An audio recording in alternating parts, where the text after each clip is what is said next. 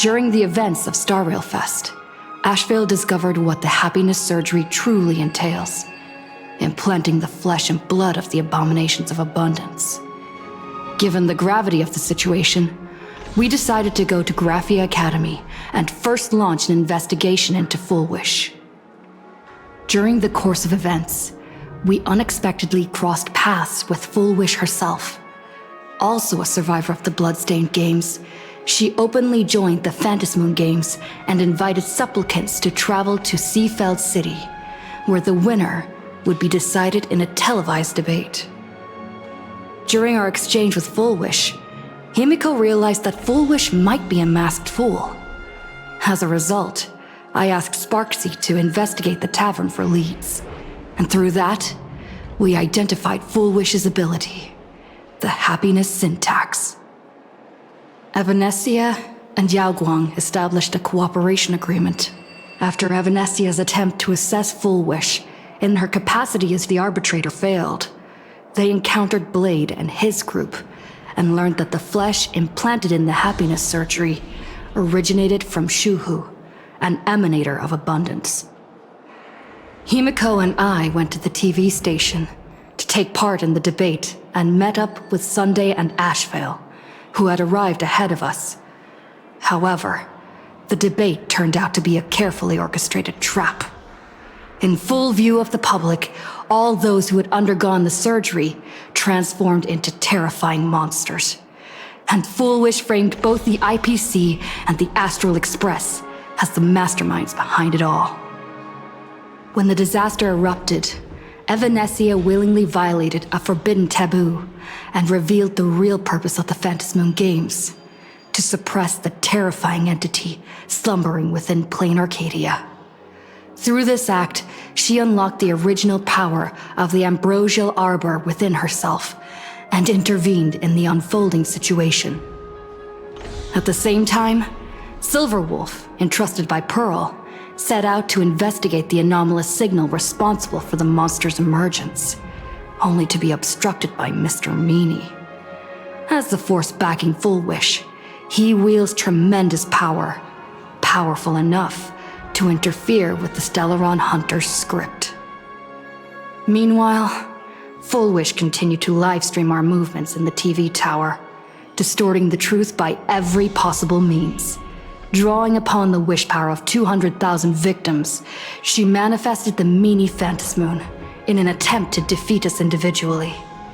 Thankfully, Silverwolf regained the power of the Ether cartridge, level 999, and dealt with it before it was too late. After overcoming every obstacle in our path, we reached the top of the TV tower and confronted Full Wish head-on. Drawing on the people's wish power, she briefly held the upper hand. Ultimately, I used the Stellaron within me to bear that wish power, thereby stepping onto the path of elation and defeating her once and for all. Even so, those who had undergone the surgery did not recover. At Blade's proposal, everyone joined forces to concentrate all of Shuhu's flesh within his body, freeing the victims from the influence of the happiness surgery. Just when I thought the crisis was over, Evanescia requested that I warn the creator of the world in canvas. According to her, Asad Pramad, the Lord Ravager who once attempted to eliminate plain Arcadia, has returned again.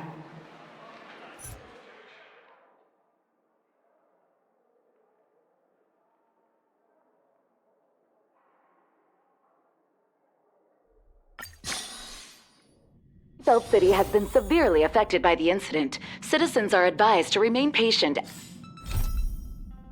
and await assistance.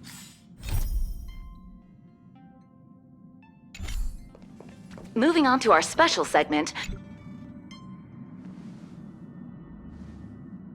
You're back! The incident that happened at Full Wish TV is causing a huge stir. Come watch the news! Hello, everyone!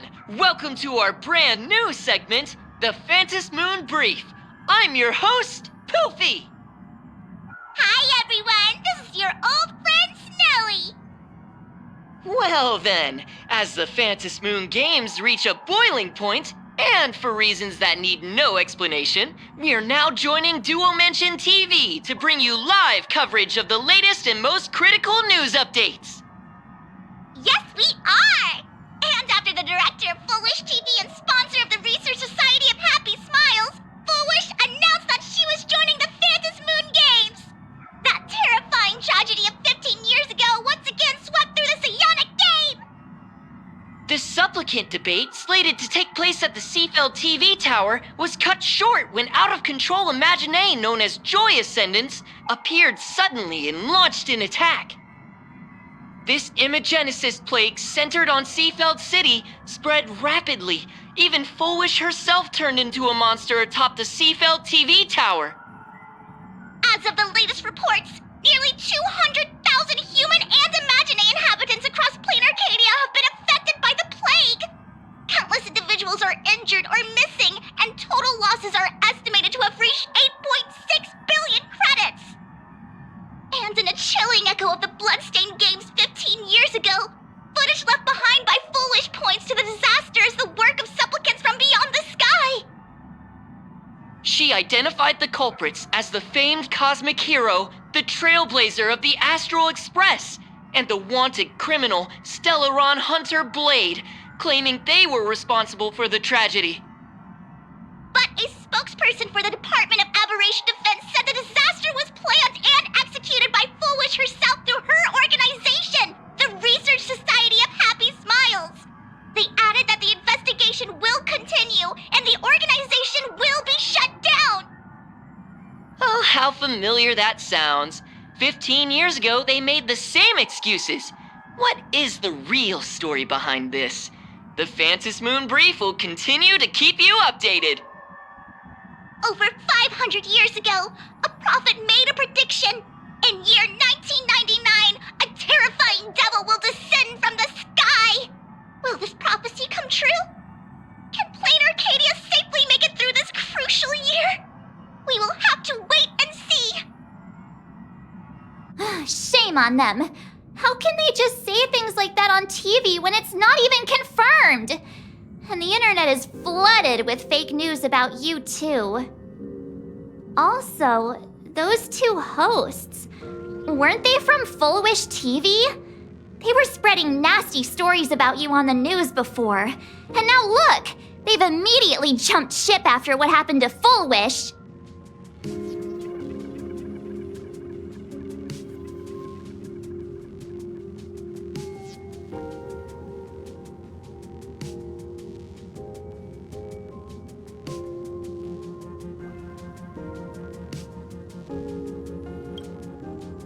Ever since coming to Plain Arcadia, nothing surprises me anymore. I'm happy you made it back safely, but somehow, you just don't seem quite the same. Oh no. You're trying to grow up and leave me behind. Don't tell me you're becoming the next Don Hung. No! Is this what it takes to become a hero?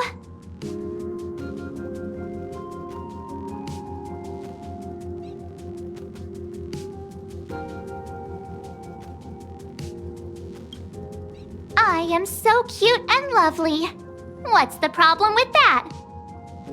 Oh, right. Tell me about what happened at the TV tower. I've heard Don Hung and Sunday's side of the story, but I haven't heard yours yet.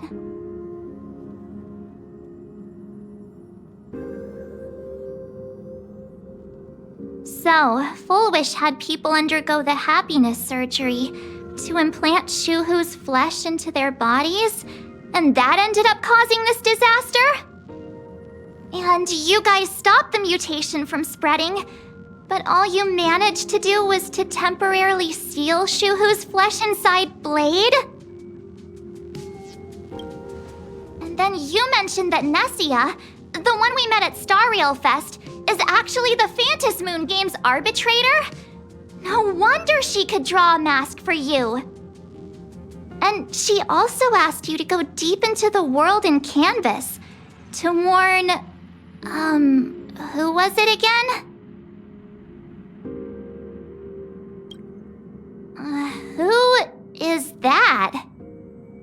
Yes, Graphia, Himeko's ancestor. She's an artist from 1,000 years ago. Himeko's ancestor? She's still alive? Wait, that's not even the most important part. Nessia asked you to warn Graphia that the Lord Ravager, Asat Pramod, is back? Why does the Express have such bad luck? By this point, whenever we go on vacation, I'm always ready to deal with random problems. But running into another Lord Ravager while on vacation? This is way over the line. A Lord Ravager, Evanescia's request, Shuhu's flesh and Blade's body, and the unfinished Phantasmoon games.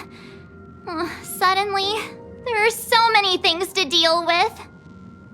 It feels like we're juggling a bunch of eggs all at once. One slip, and it's all gonna go splat. Are you okay?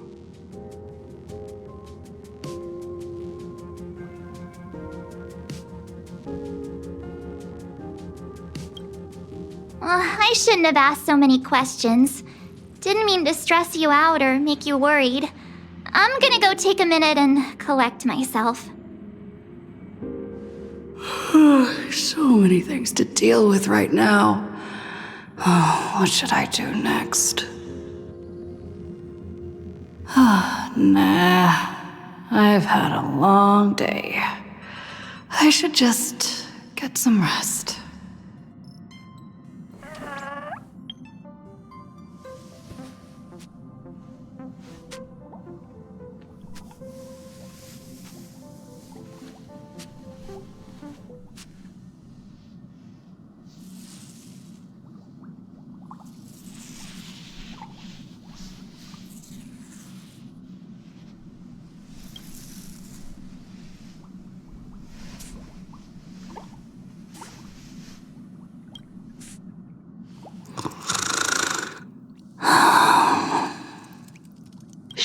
Welt, she's tired. Let her sleep.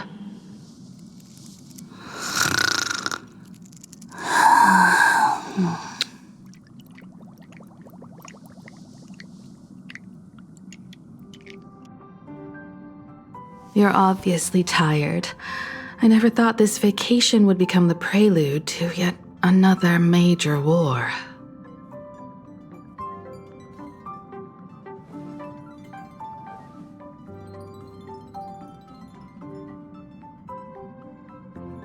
From our very first steps, trouble has always followed the Nameless. But this is way too much. Look at you now. It takes me back to when I first got the Express running again. Aside from Pom Pom, I was the only crew member on board, constantly stretched thin and feeling out of my depth. All I could do was note every problem in the navigation log, one by one. A world's coordinates that needed an update. A glitch in the Express's warp system. The notes were as dense as the coordinates on the astral charts, leaving me completely overwhelmed. Back then, I never imagined the Astral Express would one day have to face a Lord Ravager. But strangely, now that the time has come again, I'm not panicking at all. Come to think of it, it's because of you. Because of all of you. Along the way, we have defeated 2 Lord Ravagers. The Nameless who guided me before I set out once told me, "Keep moving forward, and the obstacles that once felt impossible to conquer will soon be behind you. And along the way, you'll find companions who are just like you." I've seen you grow through the Phantasmoon games, becoming someone others can trust and lean on. And I heard the declaration you made atop the tower. I'm truly proud of you. That's why I want to share a story from the past with you. A promise from 15 years ago.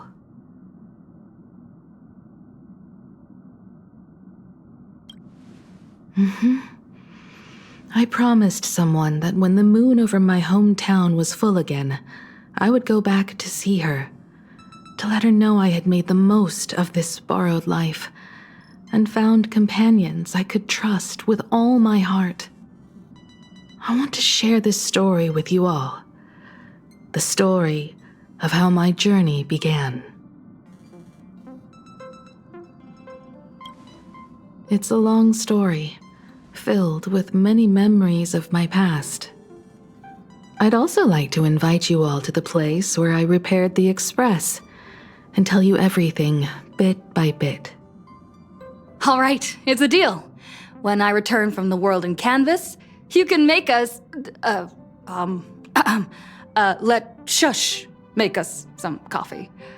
Then we'll settle in and listen to your story.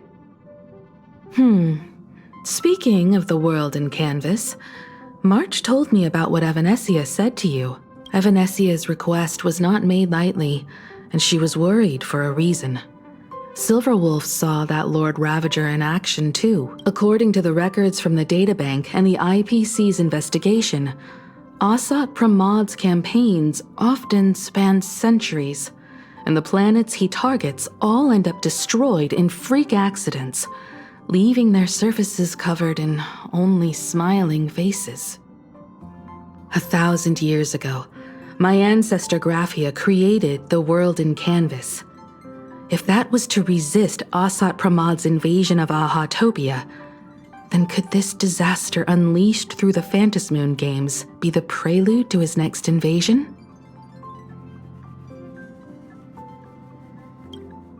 That's the first of many mysteries.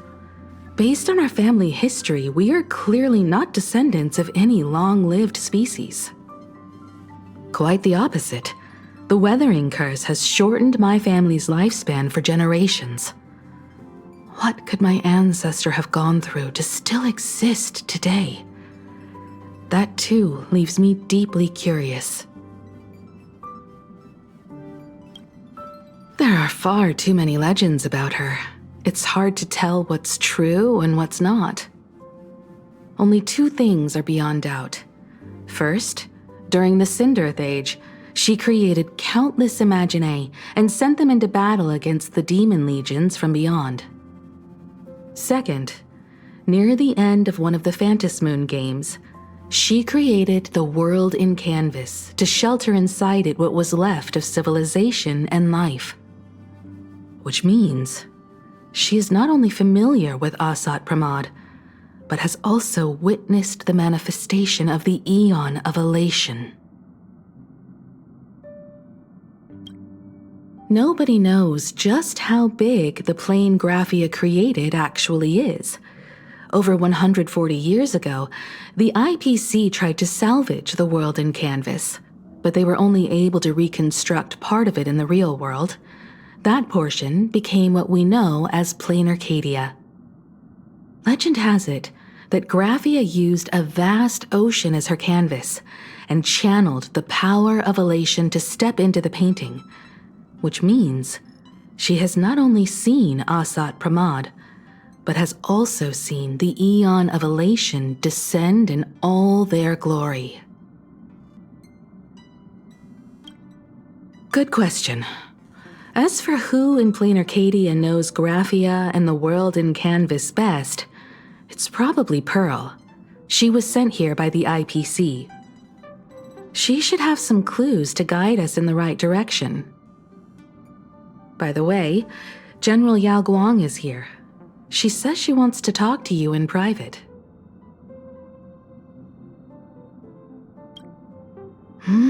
I'm not sure if she comes with good news or bad news. She brought a little gift from the Cienjo, though. Mung bean soda. Go talk to General Yao Guang, then. Don't keep her waiting. After that, come to the party car and fill us in on your next move.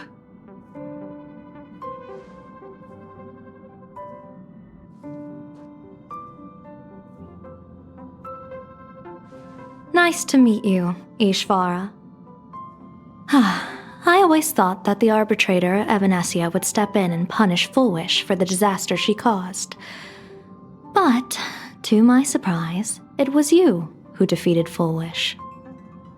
In my capacity as an Arbiter General, I extend my deepest gratitude to you for halting the plague and sparing countless lives from suffering.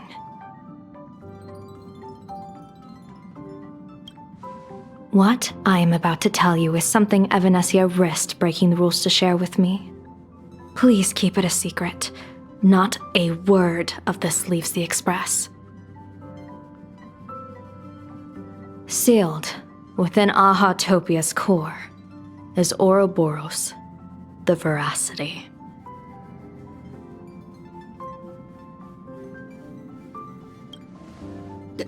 You mean the Leviathan that can swallow whole planets? That Ouroboros the Veracity? Looks like you know a thing or two about Ouroboros. I've seen that terrifying thing in Herta's simulated universe. Rumor has it, they were last seen during the era of the Swarm disaster. They were hardly there to aid the Swarm, but rather to attend a cosmic-level feast, in which the Swarm served merely as appetizers, and the planets they passed were devoured as the main course. No one expected them to be here of all places, sealed away on this very planet, after vanishing for years.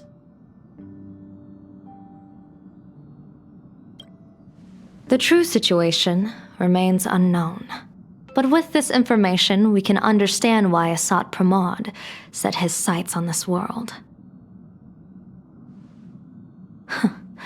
Aren't you a little afraid, facing a huge disaster like this?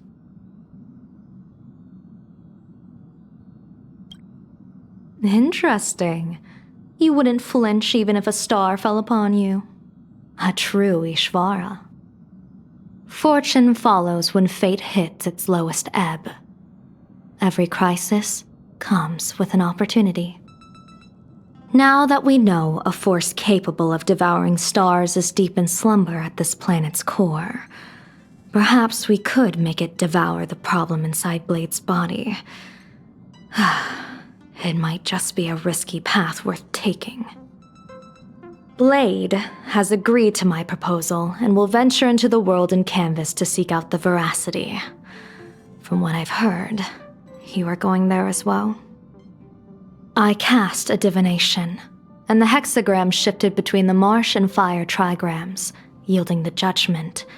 Heaven and earth are separate and apart, but the work which they do is the same. In other words, though your paths may differ, they are destined to intersect.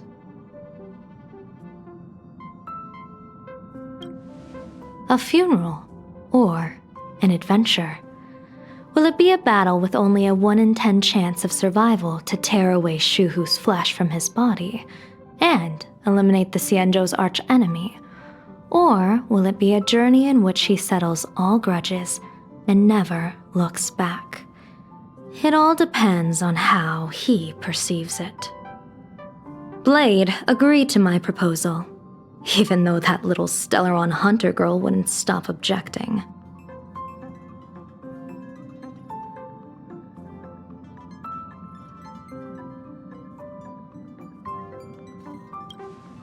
Betting? No, I don't see it that way. We are not chips laid on a gaming table, nor dice tossed at someone's whim. We trust in people, in ourselves, and in those beside us, knowing they can change the course of even the most desperate battle. That belief is what gave you the strength to overcome Full Wish. It is also the only reason I stay for this world. My purpose has never changed. I am going to draw the elation into my divination, and overturn a fate marked for great woe. I have a plan for how to handle Asat Pramod if he strikes unexpectedly, but I still need more hands to make it work. What miracle could cap off these games better than a finale that humbles a Lord Ravager? It will be a tribute to the elation. The shadow of the Lord Ravager looms, and from here on, everyone must carry their part of the burden. I will take my leave first. Before I set out, I still want to say a few words to everyone. Oh, there you are. We were waiting for you.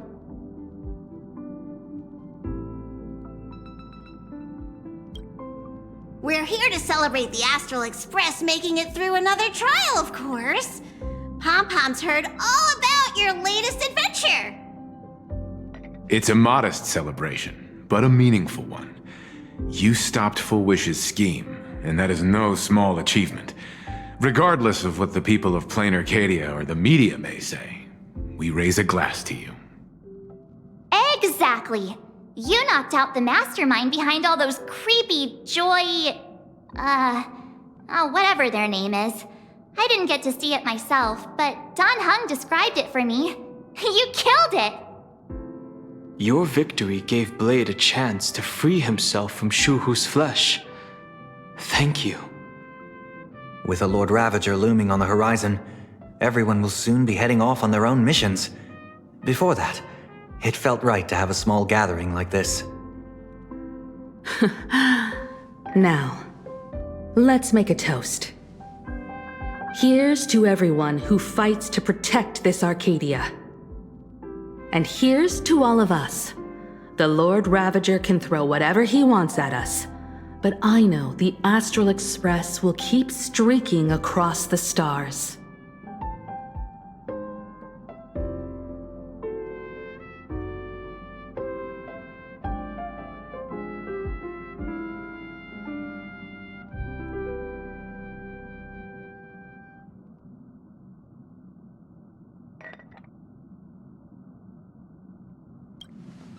Thank you. All of you. Having you by my side is what gives me the courage to face the future. I'll carry this strength with me through the rest of this journey. Cheers!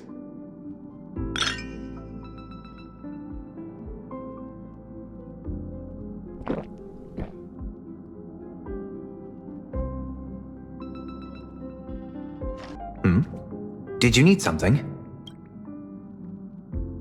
I need a break. I felt worn out ever since coming back from Seafeld TV Tower. Right now, it feels like I'm back in Oak Manor's banquet hall. At those parties, no matter how tired I was, I'd have to clutch my glass and smile, keeping myself calm. Mr. Yang insisted I should get a full day of sleep, but I didn't want to miss the chance to toast with you all. I should thank you for letting me embark on this journey. I heard from Sunday about how the televised debate went. We won this battle because of you.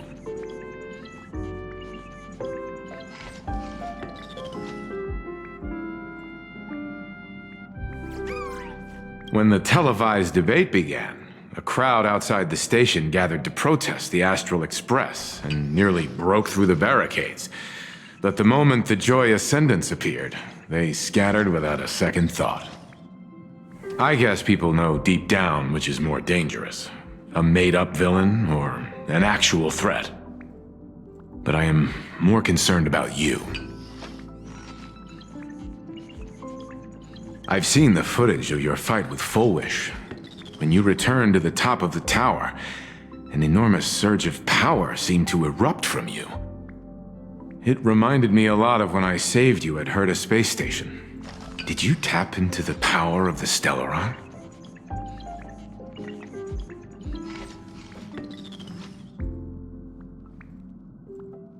The Stellaron can be awakened by a wish, but its immense power always has a way of warping reality. As the wave of wish power surged toward you, it brought hope and blessings, but also dark intentions and malice. What might it do to the Stellaron? We have no idea.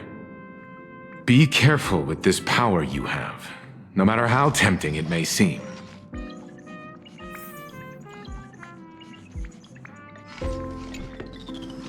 Oh, it's you! Pom-Pom heard you've got a solo mission coming up. Be Be safe, will you?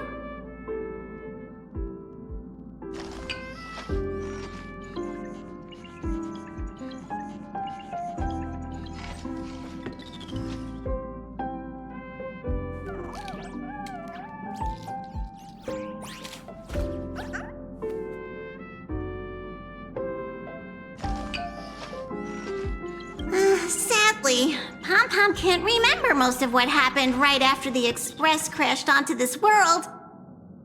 Pom-Pom's memory of those years is like a fogged-up Express window.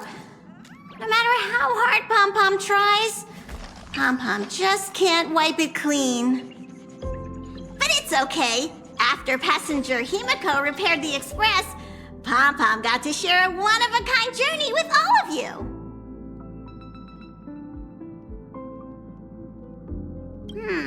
How did passenger Himeko appear? That's odd. Pom-Pom can't remember a thing. All Pom-Pom recalls is having a long and fuzzy sleep, then being woken by a knock at the door. And just like that, passenger Himeko was on board. The day passenger Himeko knocked, it felt like Pom-Pom was waking up from a dream. The Express's heart started beating again, and the lights flickered on one after another.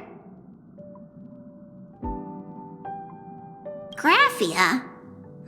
Pom-Pom hasn't. But Pom-Pom always dreams of strangers when Pom-Pom's asleep. They seem to be bustling around the Express, and there are soft clinking and clanking sounds, just like the sound of stars twinkling. But every time Pom-Pom wakes up, their faces slip away. Pom-Pom is only left with a warm and comforting feeling, knowing someone had taken good care of Pom-Pom.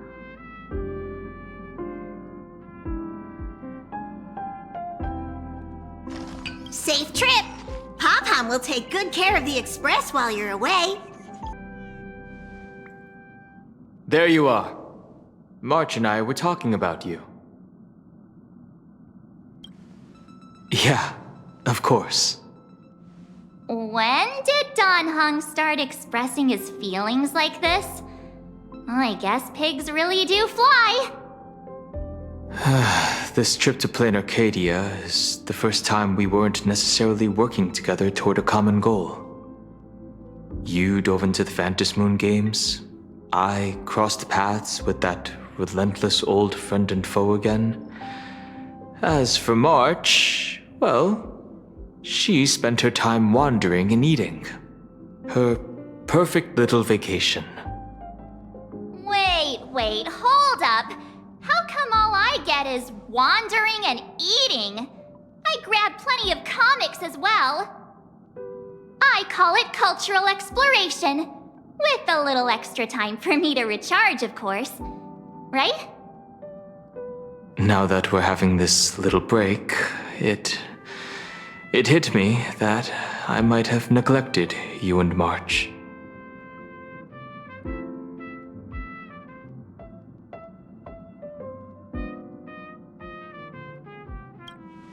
Well said. This vacation has expanded my horizons and my stomach capacity. Blade has accepted General Yao Guang's proposal. Perhaps he has finally moved on from past grudges and that abundance curse, and is now ready to do something for himself. It's going to be a path fraught with danger, so I had hoped to accompany him for a bit longer, but he refused. From now on, I will turn my attention to this world. Mr. Yang and I have been asked by General Yao Guang to help with setting up some defensive formations. I've got work to do too. Mr. Ashveil wanted someone to accompany him to the tavern to investigate clues about Asat Pramod. Yours truly figured she'd been resting long enough, and it was time to stretch her legs. So I volunteered.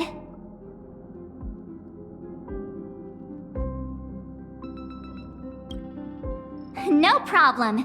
When you come back, you have to share everything you saw in the world in Canvas.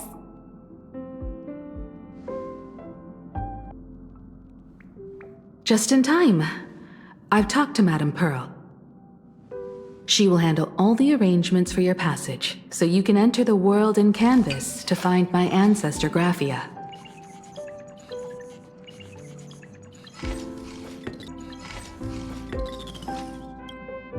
Actually, I hoped you could take some time to rest first. Once you've fully rested, you may make your way to the dock in Seafeld City. Madame Pearl has a special ship waiting for you there. It will take you to the border between this world and the world in Canvas, a place known as Inkford Hermitage. That's your final stop before entering the world in Canvas, a place to gather your supplies and rest up before you set out on the journey ahead. I know you'll have to go alone this time, but I don't think it'll be dangerous. After all, that realm was created by Graphia, my ancestor. The thought of it makes me feel calm, in a strange but comforting way. If you get to meet her, please give her my regards.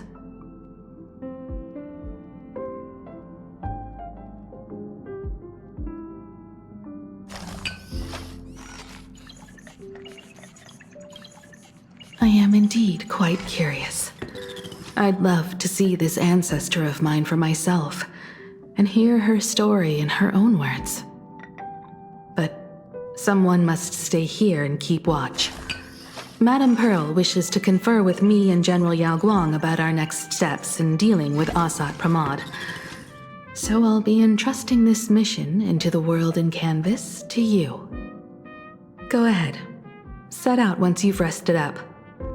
I'll be here with Welt and the others, awaiting good news from you.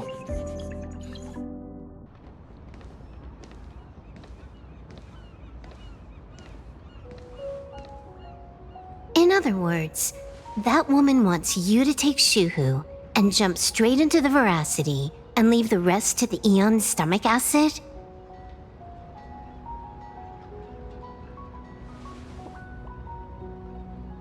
And this is between me and him, right? Why are you tagging along? Relax. I'll say my goodbyes and be gone. A dignified funeral, If you ask me, this ending is indeed grand enough. I don't care about any of that. There's only one thing I care about. Does he have to die?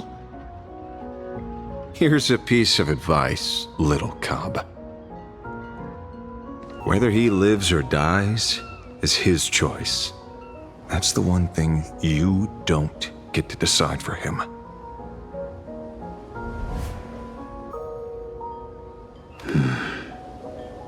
It has landed. What? Nothing. Just a seabird landing on the rocks. A blade forged of mortal steel cannot sever an undying fate. If Shuhu is to be put down, the options are few, and that Leviathan is one of them. In time, people will say this. The culprit of the Juming gave his life for the greater good, and plunged into the abyss alongside the abomination.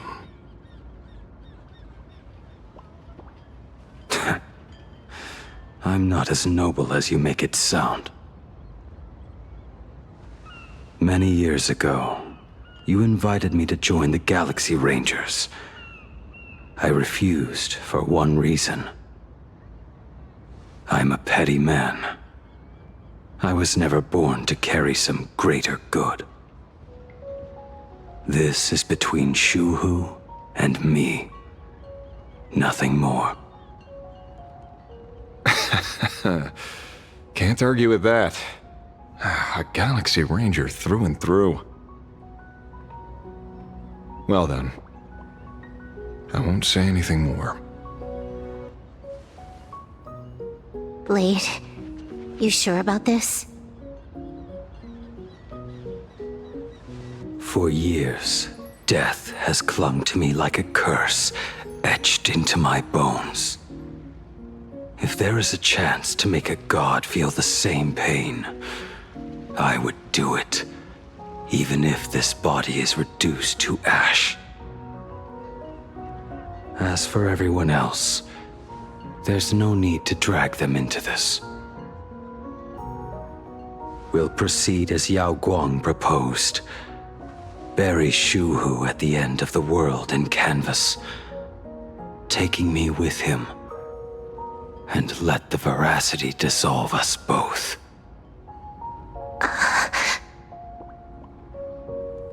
Take care.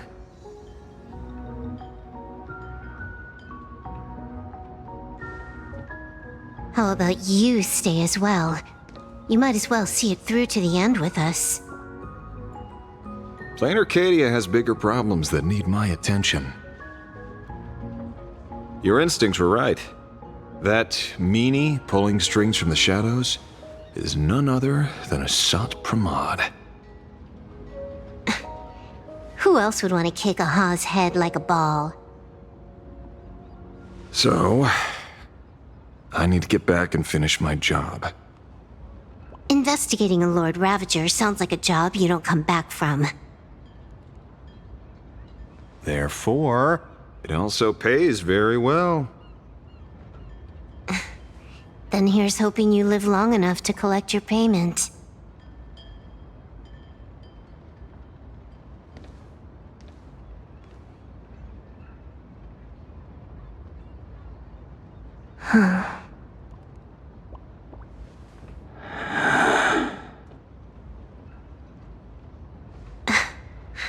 Every time, when it's just the two of us, you go quiet.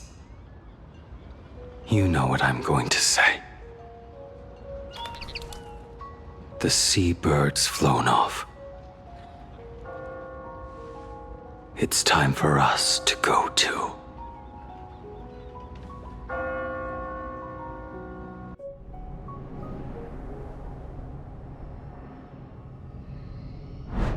The terror slumbering at the heart of plain Arcadia is... Ouroboros. After the swarm disaster, the veracity vanished, never to appear again for more than 700 Amber eras. Their last rumored sighting was 500 years ago. History fictionologists claim that Ouroboros lies in wait at the edge of the cosmos, guarded by their children, awaiting the day of their return. I've heard that story before, but it wasn't about the edge of the cosmos. It was Pier Point. They say that the preservation is nothing more than a facade, and the IPC is, in truth, a cult devoted to the veracity. Organic life has quite the imagination. They've said other things, too.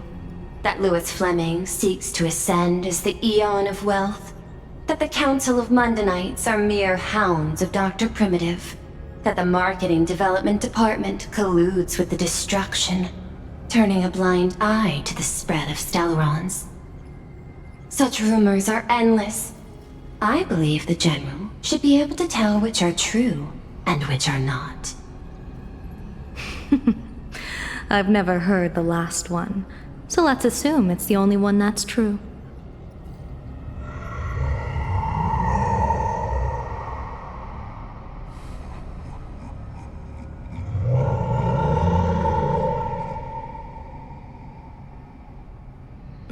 Such terrible breath. Once this Leviathan awakens, the Arcadia's destruction would be all but instantaneous. For now, this remains conjecture. The sealed remains appear to be a husk that Ouroboros once shed. Why it's here, and how it's connected to the elation, remain unknown. Yet even a fragmented remnant of an Eon is a threat that can't be ignored. The calamity of the Leviathan must not be allowed to re-emerge in this world. Naturally, that is why I'm here. And it's about time for the two Nameless to arrive. Oh, you're just on time. General Yao Guang, as instructed, warding talismans have been placed at over a dozen sites across Plain Arcadia. My thanks. It was Mr. Yang's talent of creation out of nothing that allowed us to reproduce dozens of plumes and complete the deployment with such speed. Now, with yin and yang aligned, and all 4 aspects in place, as long as we set up the last formation core, the Decalite reflection barrier will be complete. Using the divine eye of the Spiritus to weave a giant web, one that ensnares countless possible futures. General, have you truly made up your mind? Though Shuhu has been eradicated, the signs of doom have not faded. On the contrary, they grow ever clearer. After much consideration, the source can only be this restless corpse. One crisis is yet to pass, and another is already upon us. The Arcadia's ley lines were already riddled with scars, and now even the ancient tree's seal is starting to loosen. While Evanescia is asleep, someone must take up her duty to guard this place. But defending isn't the way of the hunt. If you don't want to become the prey, you must become the hunter.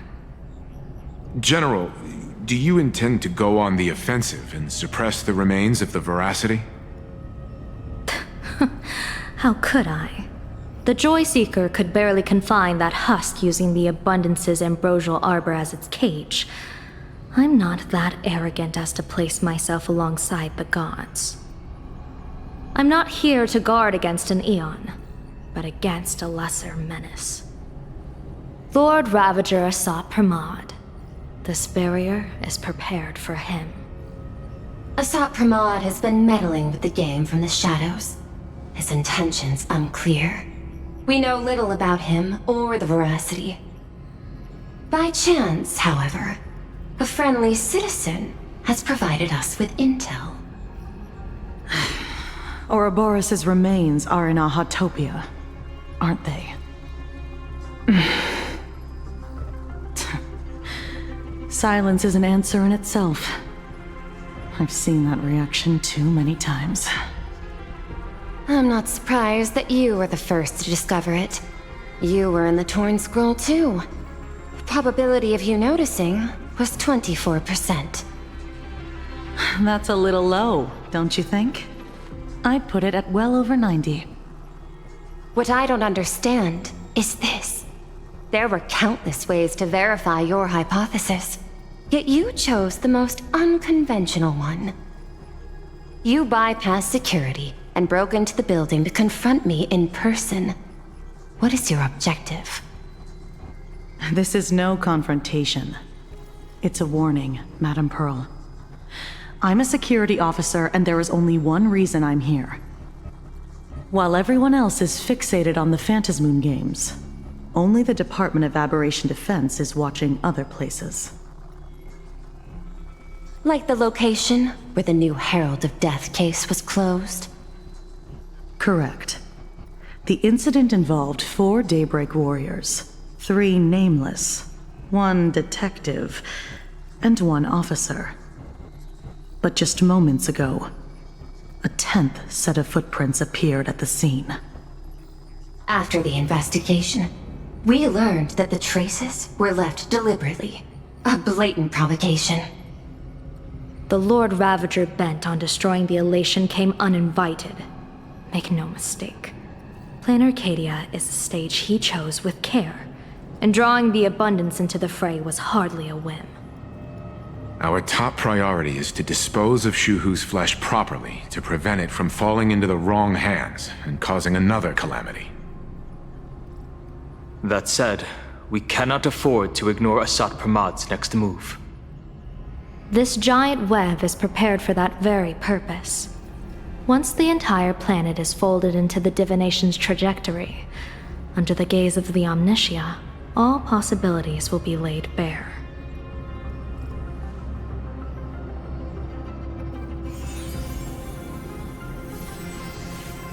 When that time comes, he won't wish to leave any footprints behind.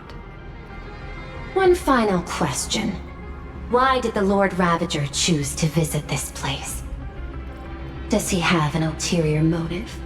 Or is this merely some twisted joke? That question should be left to the professionals. Don't forget, we have a detective who can't seem to rest. Let's hope the accumulation of variables can tip the scales in our favor. And so, the people set out, and the gondola, bound for distant lands, set sail.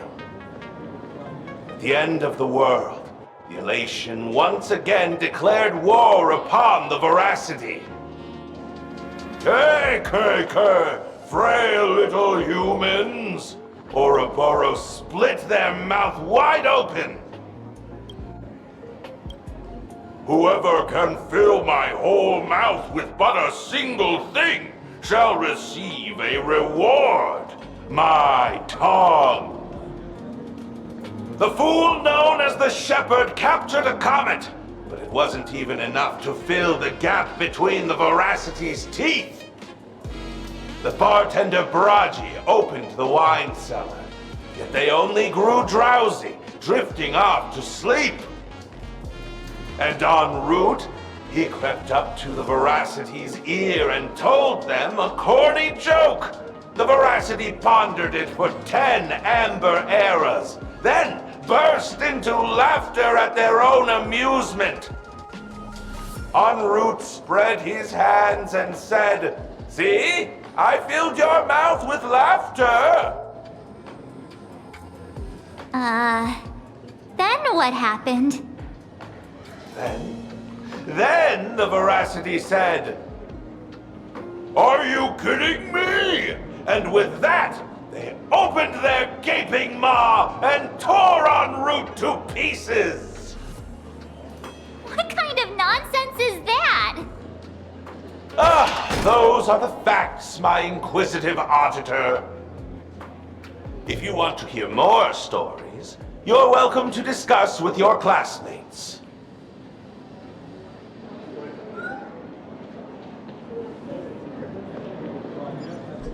We came here to investigate the Veracity and Asat Pramod, but all we got were stories that only a 3-year-old would believe. Rumors don't just appear out of thin air. It's just a matter of how much truth you think they hold. At least 90% of that was made up. Sometimes that last 10% is all you need.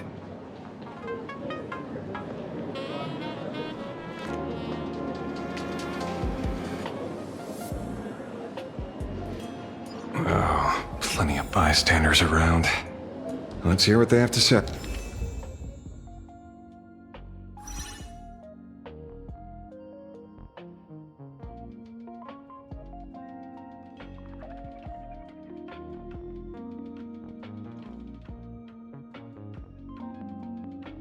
Hey.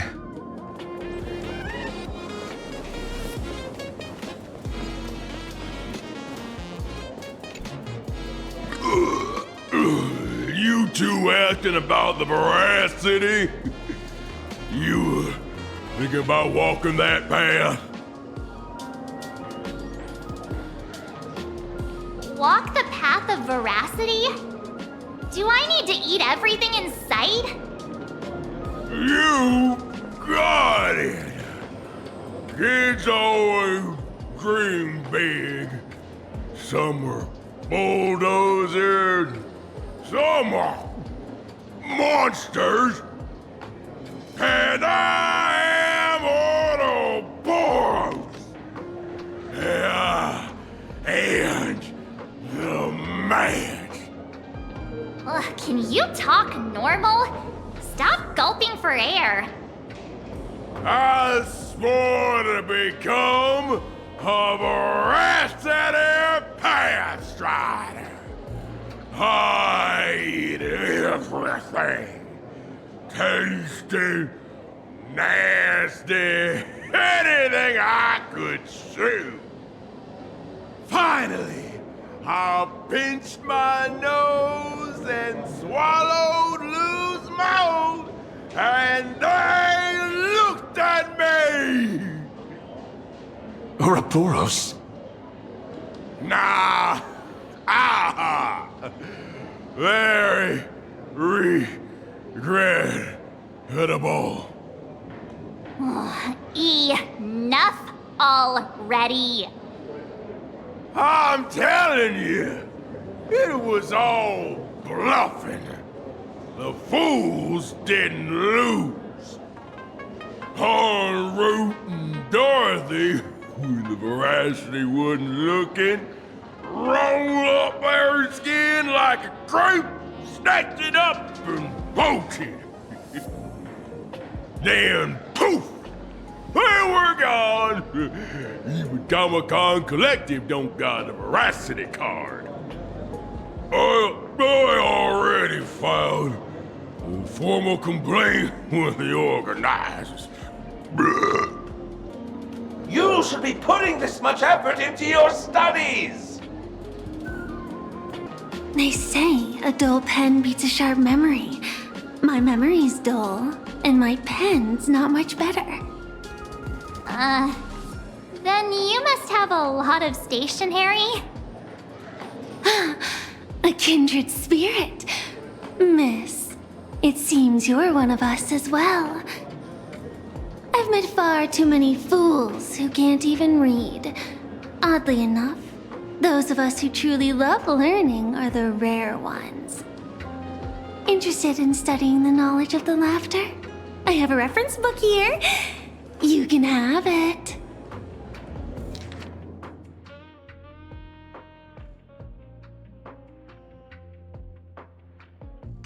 This feels completely made up. But, thanks anyway. Oh, please. Thank the seniors. To compile this book, they offended every eon they possibly could, and narrowly escaped death at the hands of each and every one of them. As for me, I'm just the one who keeps the books circulating. Hey, friends! How was your first day of school? Sparksy's here to pick you up after class. Where were you just now? You opened the door for us and just disappeared. Don't tell me you're up to something again. Oh, still doubting me? You're breaking Sparksko's heart here. That whole foolish thing. I took on every emoji in the tavern by myself, fought them all the way to the end of the world, and even wore my mask down to nothing! But honestly, this place runs on rumors. Aha is being chased by the Veracity. Aha chases the Veracity. We won't get anywhere following stories like this. Let's go through what we know so far.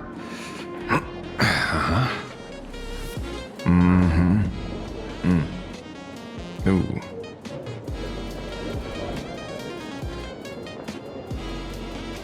Yeah, it's a complete mess. So, after a bit of thought, Lady Sparksy came up with a brilliant idea. I borrowed a nifty little gadget from a friend. The Unreal Sparks and Spark! No idea how it works, but apparently this light bulb makes you smarter the moment you put it on. Does this friend know you borrowed it?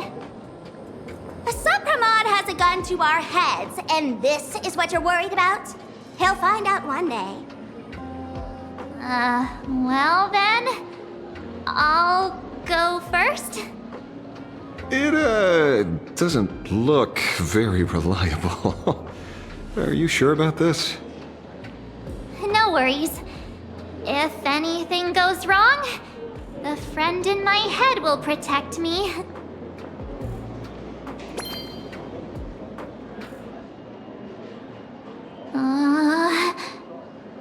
Doesn't seem to have any effect. No, it's working perfectly. I get it now. All of it. No need to dance around. Our enemy is a Lord Ravager.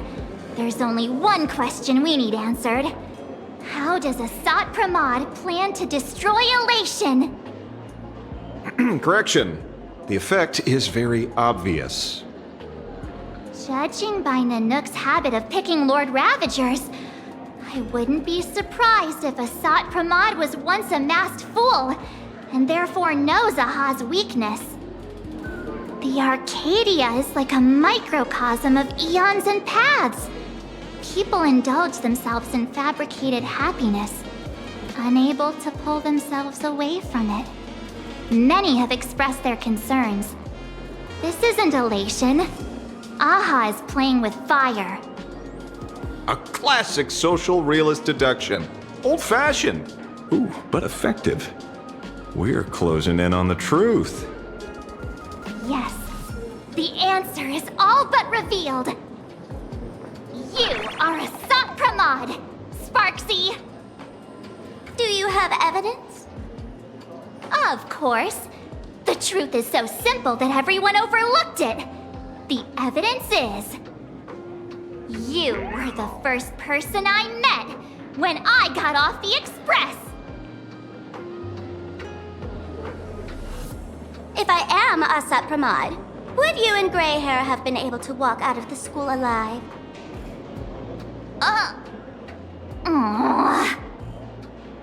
Yeah, fair point. Just take that thing off already. That's weird. I thought I was on the right track. Let me give you a lesson. Deduction isn't about people skills. It's about smart tricks and flawless logic.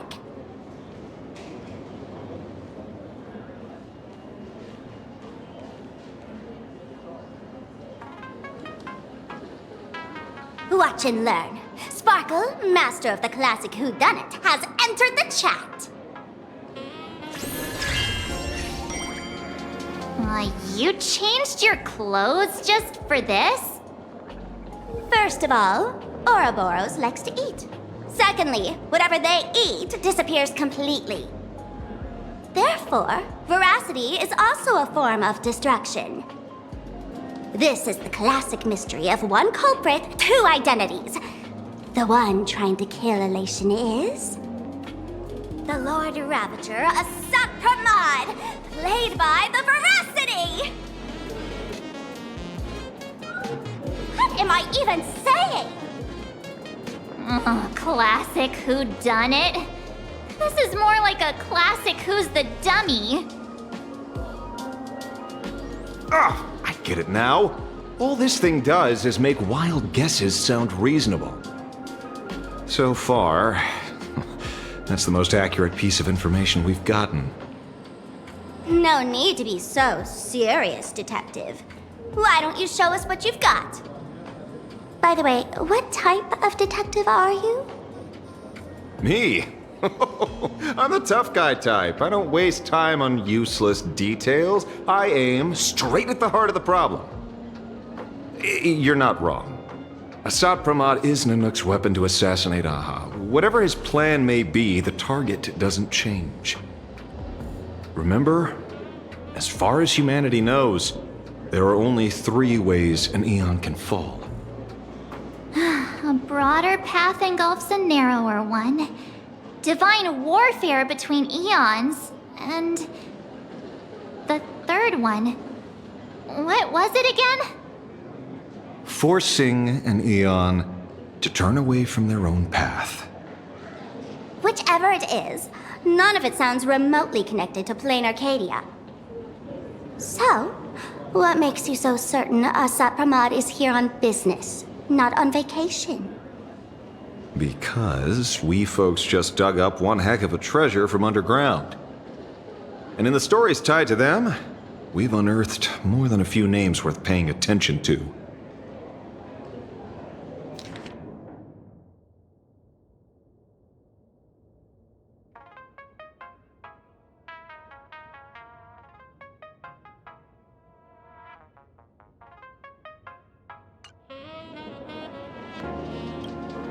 An old pal who can't stop lying.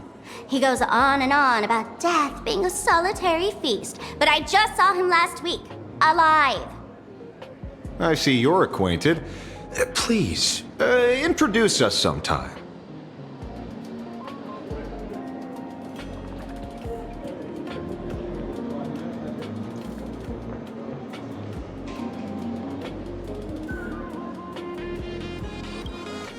Baraji? Forget it!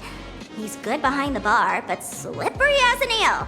Ask him to work for Nanook, and he'd run away on the spot. The former bartender of the tavern, everyone knows him. Couldn't be him.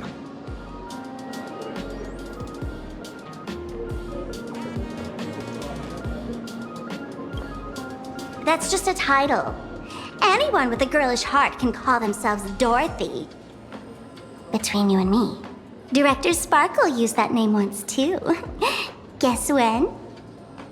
Looks like this clue has little value to it.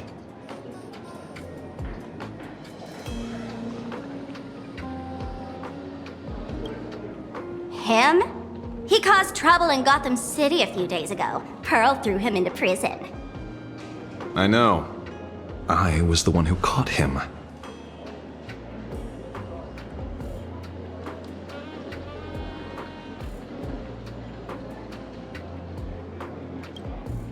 Right. He's the one I can't stop thinking about. The stories change every time, but they all circle back to the same logic. En route defeated the Veracity by some means. You're right. Then who is this en route? Do you know him? En route. Of course she does! Everyone in the tavern knows that name. Long ago, its owner grew tired of jokes, cast aside his mask, and walked away. Some say he became a morning actor. Others say he jumped into IX's black hole. But none of that matters. What truly matters is that you have my unreal Sparks and Spark. I knew it. Give it back, give it back! That's a big order my client wants immediately. What do you mean, give it back? It just wandered off, and I happened to find it on the way, so I brought it home. You want it? Here, take it now. Absolutely not. Wait, right now? This doesn't sound like you at all. No. If it's a no, it's a no. Guess I'll keep it. Bye-bye.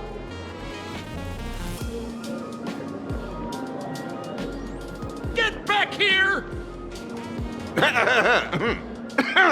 Sir, do you need to hire a private detective? Hey!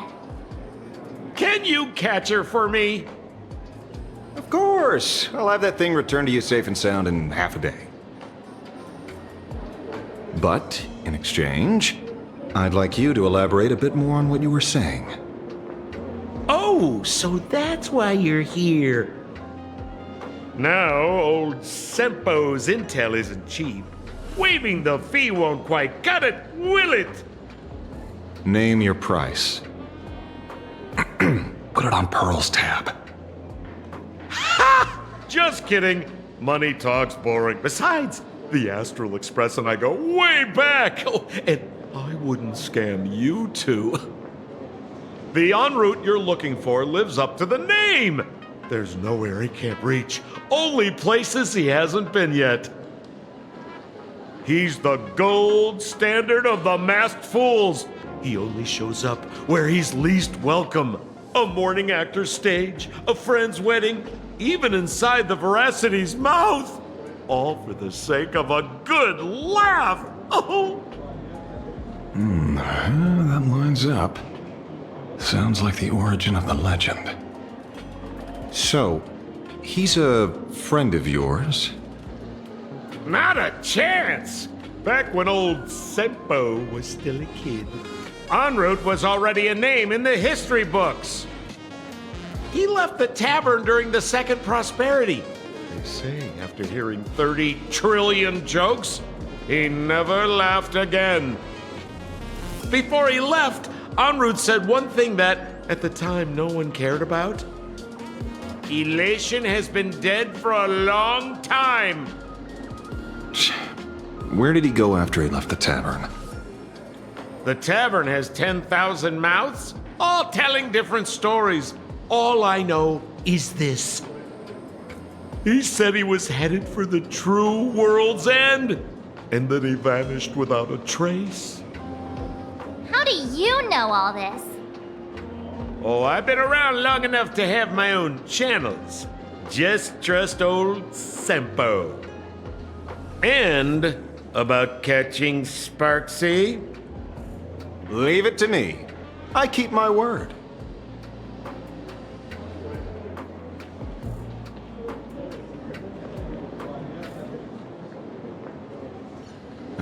See? You only need that 10% of the story to be true. The last thing he said was really scary. So many unanswered questions about en route. He has to be tied to Asat Pramod somehow. But our leads at the tavern have run their course. Let's go pay a visit to another expert next.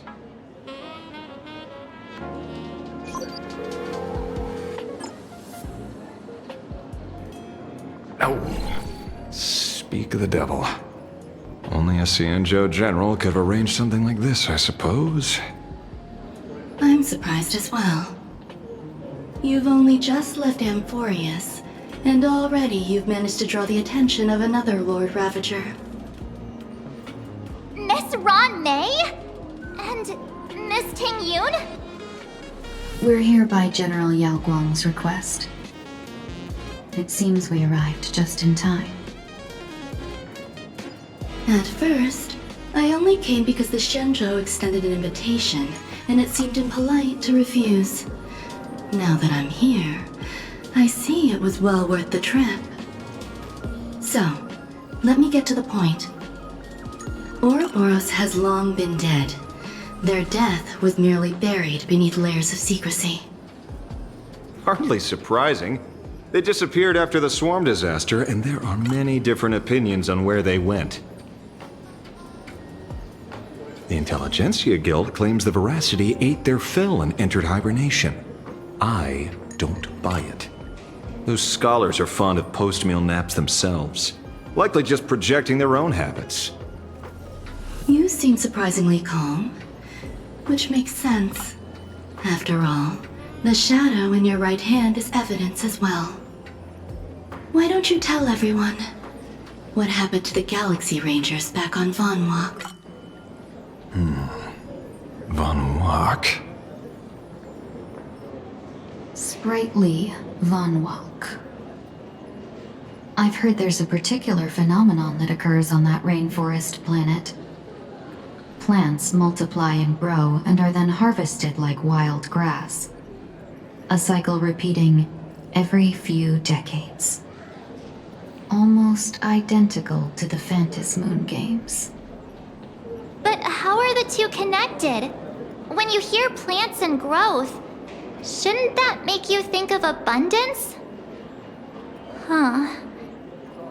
Wait. It seems you figured it out.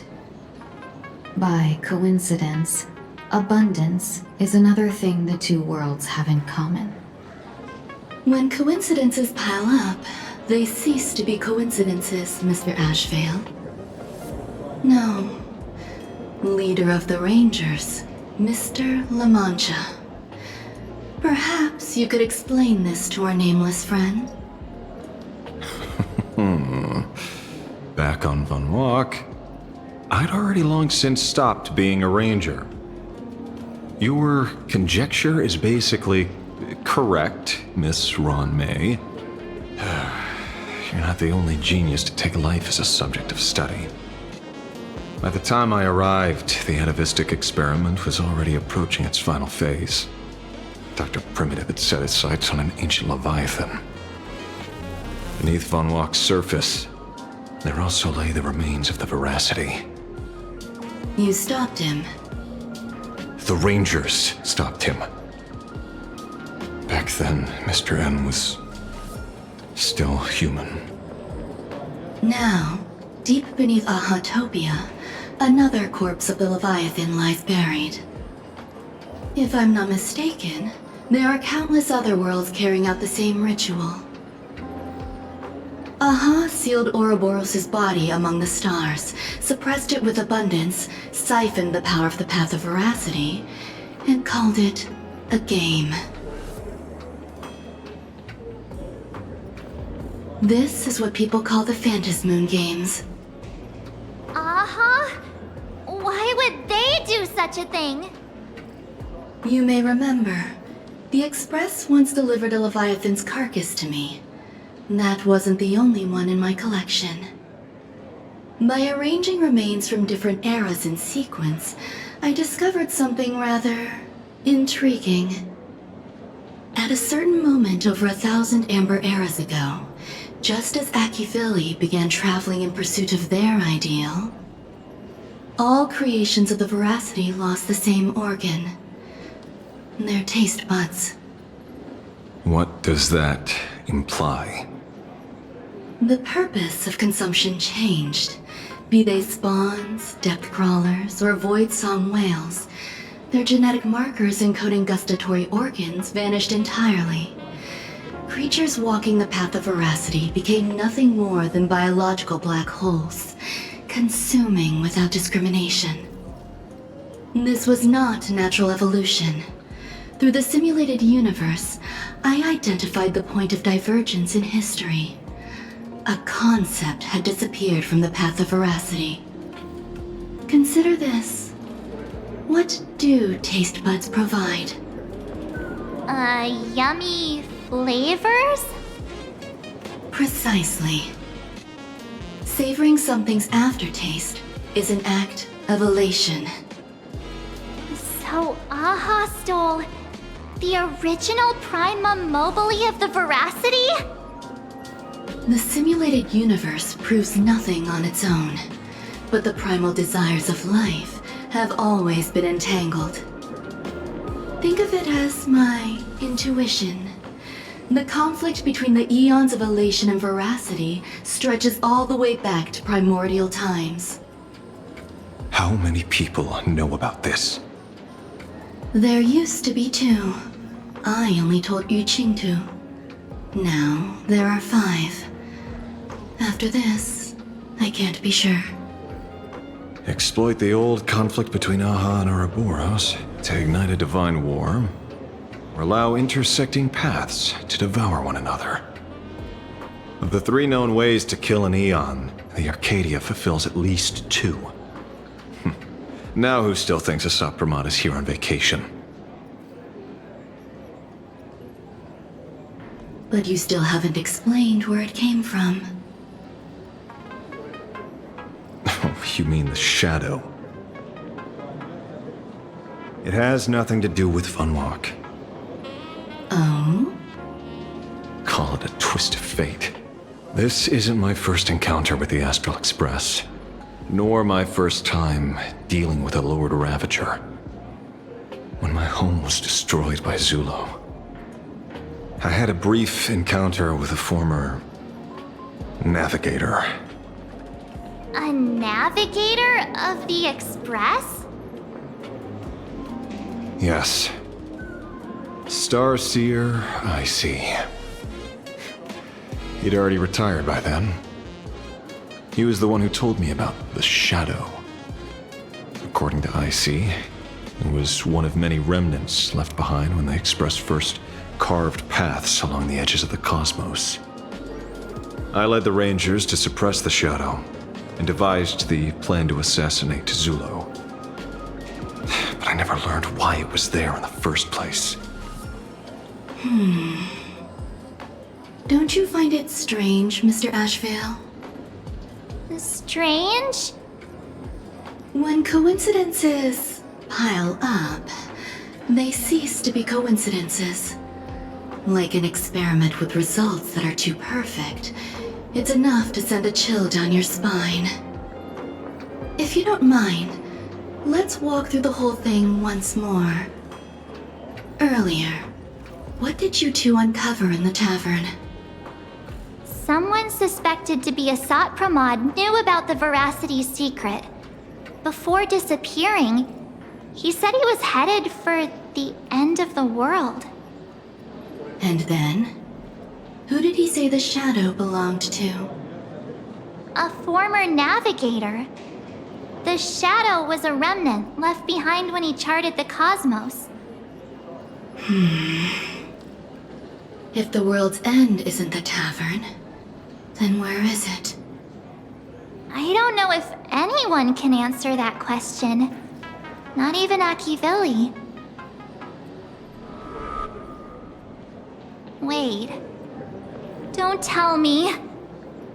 En route only goes where he isn't welcome. After leaving the tavern, he went to the Astral Express. The detective game is over.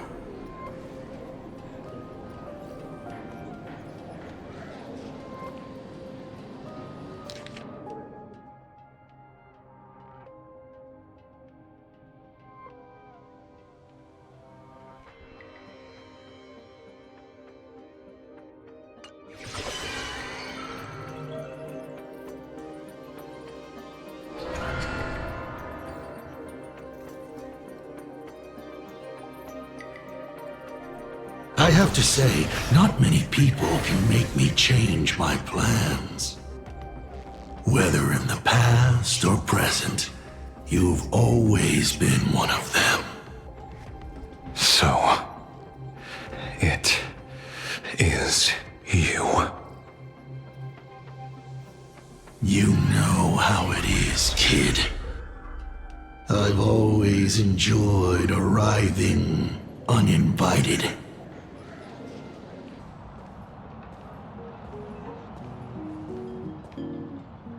Pearl said she would arrange a ferry to pick us up at the Seafeld City dock. The place we're going to holds clues about Graphia. Really? It is an honor to, well, shall I say, be of service to you again. To be honest, when Madame Pearl invited you to visit the Perlux Tower, I was supposed to be your guide. I ended up being replaced by a total fraud. My name is Feld. By order of Madame Pearl, I will be escorting you to your destination. You are too kind. I followed the battle in Seafeld City very closely. Serving a hero such as yourself is a true privilege. I assume Madame Pearl has already briefed you on our destination? I see. It so happens that Madame Pearl is tied up with an unforeseen event, so allow me to brief you in her stead. The destination of our boat journey is a hotel known as Inkford Hermitage. It is situated at the end of a Dovebrook tributary that ultimately flows into the sea. It is one of the points where the world in canvas intersects with reality.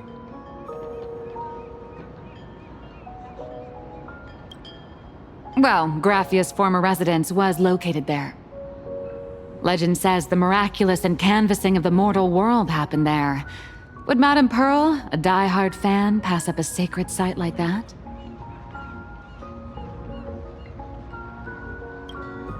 Word is that Madame Pearl just flicked her wrist, signed a check with an astronomical figure, and bought the whole plot of land.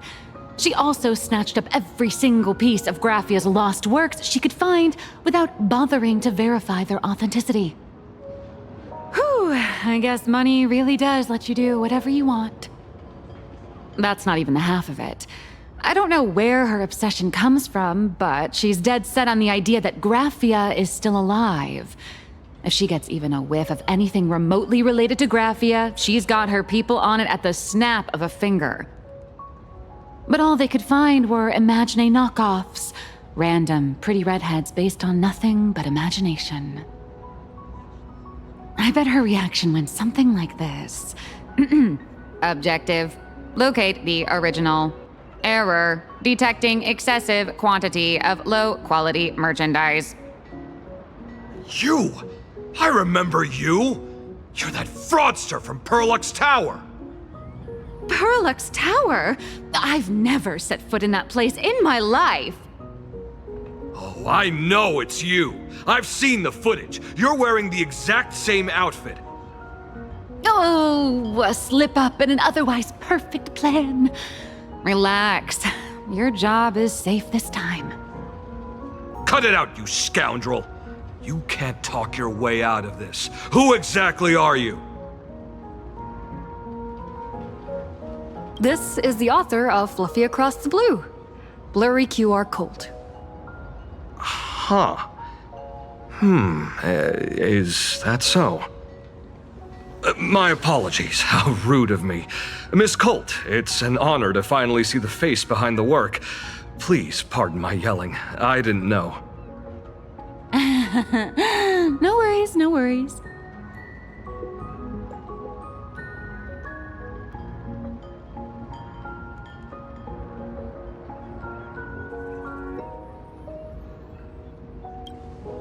It's only normal for a famous comic artist to travel with bodyguards, no?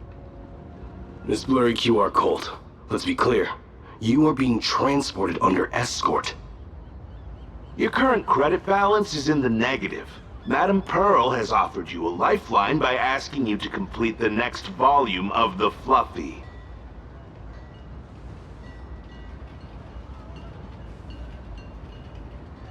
Whoa, this is not my fault.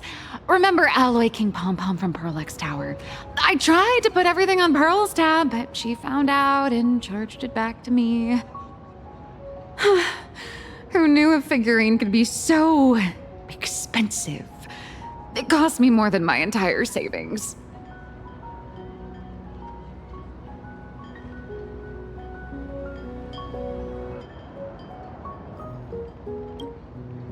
No way.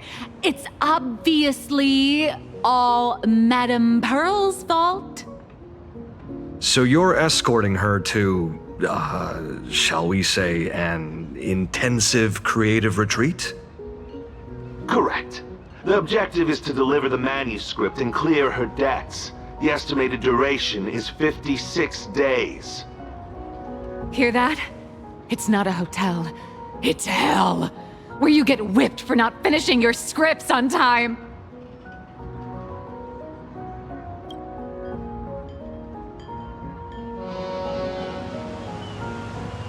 The boat has arrived. When you're ready, let's begin our journey to Inkford Hermitage. Please, mind your step as you board.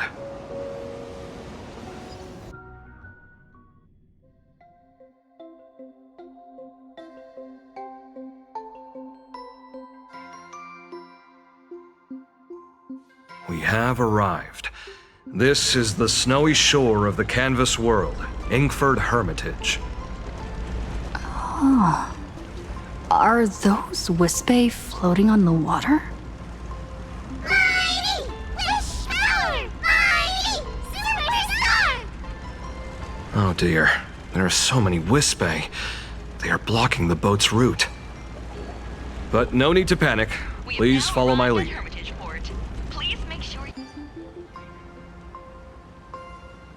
Whew, a safe docking. For a second, I thought we were going to hit an iceberg or something.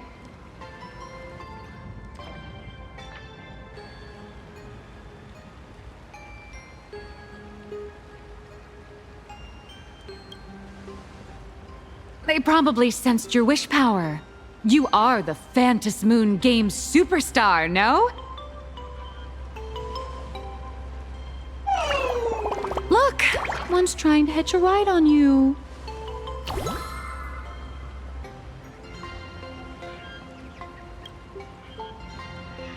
Must have been when we came ashore. Oh, what a devoted fan.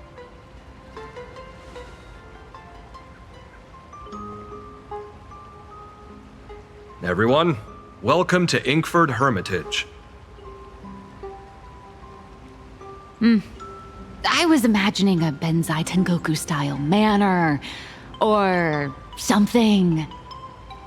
So you demolished your idol's old residence. and replaced it with a luxury hotel.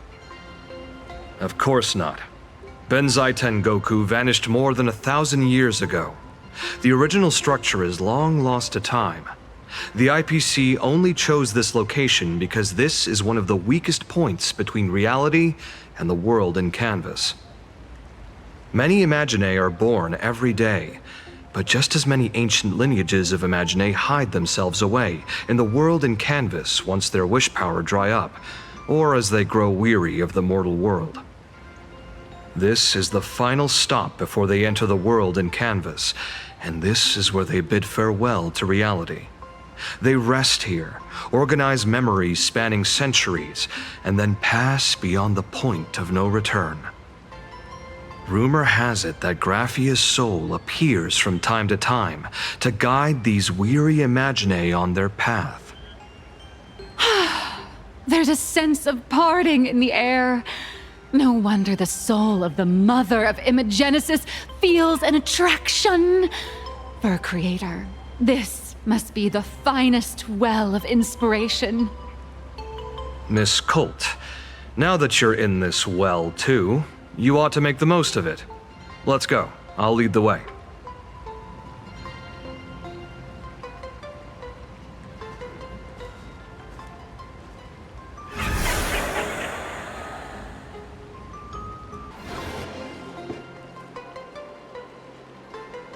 We have arrived. The hotel staff will take over from here. I'll take my leave.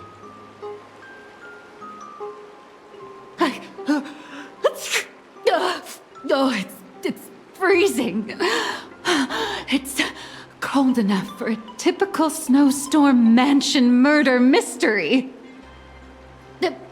Anyone here? Here. Hello? Hello? Hello? Honored guests, my apologies for the late welcome.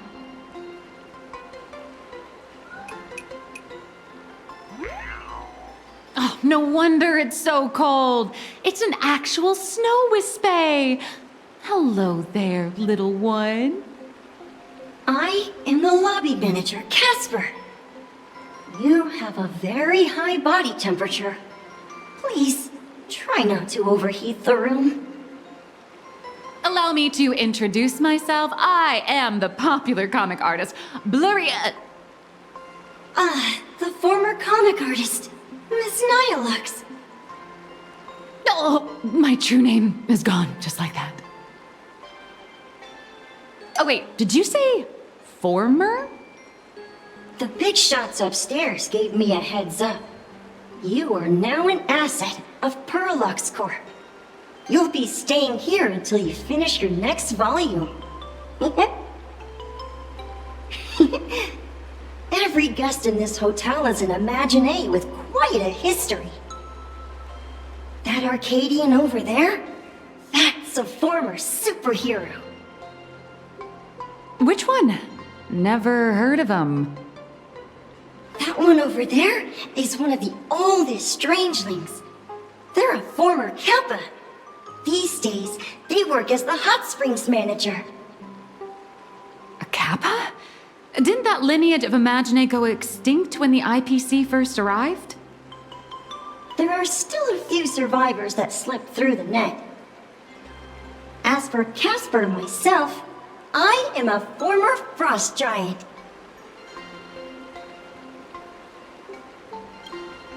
Little old me was once a tall, mighty, and majestic giant.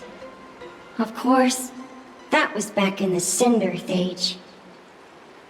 So you're basically an antique who knows a bunch of old secrets. What corner did they dig you out of? From a block of ice. It is sad how a giant block of ice melts into tiny pieces over time. I have forgotten the names of most of my friends. And I have not tasted a crispy, charred Void Ranger in a long, long while now.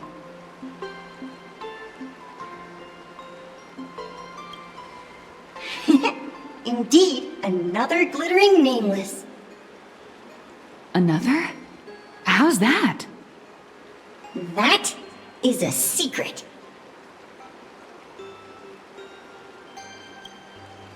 Sightings of Lady Graphia are as common as the snowflakes here. Ever since the news spread that her soul would reside at the hotel, all those Imaginae who mimic her and the weirdos who insist they have a connection to her have flocked here. You see, they all claim they have some sort of connection to her, or hold some secret about her. I bet they're just trying to scam people out of wish power and credits. Just like all those people who swear they're AHA. You're not wrong. But whenever the higher-ups ask for a report, little old Casper here can always pad it out and hand over a long list of names. Nameless, good luck with your inquiries. Bye now. So, you're here looking for Graphia's whereabouts on behalf of that Intellitron executive. I think it's unlikely that the mother of Imogenesis will see her.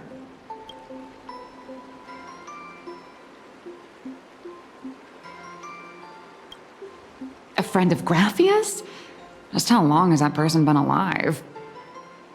So, that friend wanted you to find Graphia, but they didn't tell you how.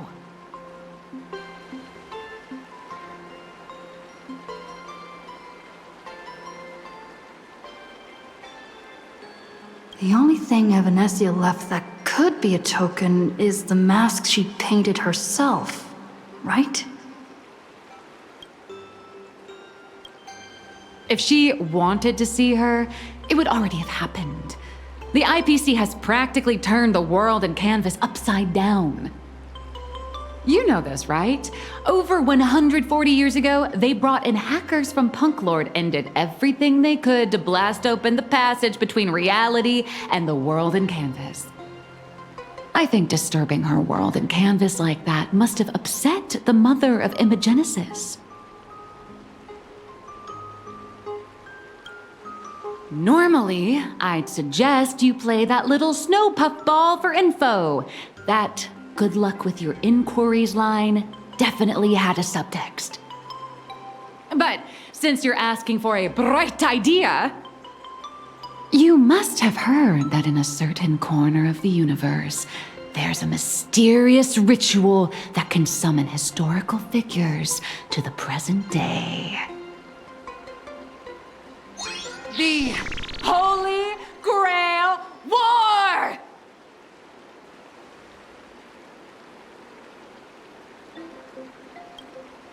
Oh, right! That was your big adventure in Penacony. Oh, how nice. I hope Plain Arcadia holds one too. Then I don't need to explain the method. First, we need a catalyst. Do you have Graphia's brush or palette? Doesn't look like it. No matter, Miss Cult has got you covered. We use leyline resonance. This hotel is built on Graphia's former home. It still has a connection to her, like that vibrant golden tree.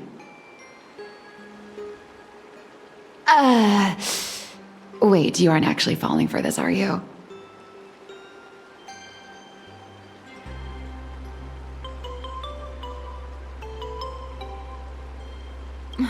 Sorry. I was just trying to lift the mood. Oh, honestly, I'm a chronic deadline misser who can barely save her own skin. How am I supposed to help you? I've heard enough. Break time is over, Miss Nihilux. Now that you understand your situation, stop wasting time. Start drawing! I just checked in and I have to work already? I'm not some fully automated painting Mechatron. You do know that, right? A Mechatron can run for hundreds of hours straight. You cannot. That's exactly why every second counts. Now right this second, start increasing your value as a quality asset. Hey, wait! This is kidnapping! Little raccoon, help me!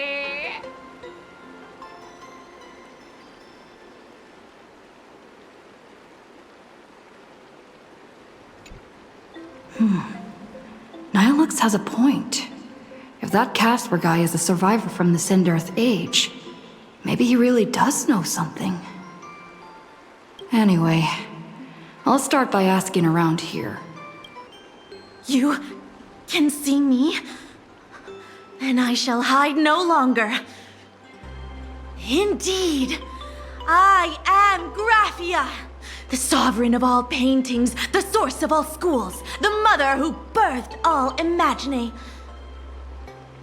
Unfortunately, my wish power is spent, and I can no longer weave my imagination arts. But you and I share a fate, with just a few wish bays to aid me. I am Graphia. If you're giving away wish base, you should give them to me. No, I am Graphia. Does this red armor not make it obvious?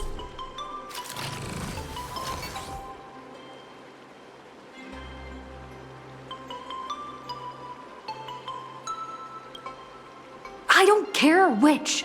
One of you, come help me fight a Lord Ravager. The Lord Ravager? To be honest, we are Graphia, but we're not Graphia.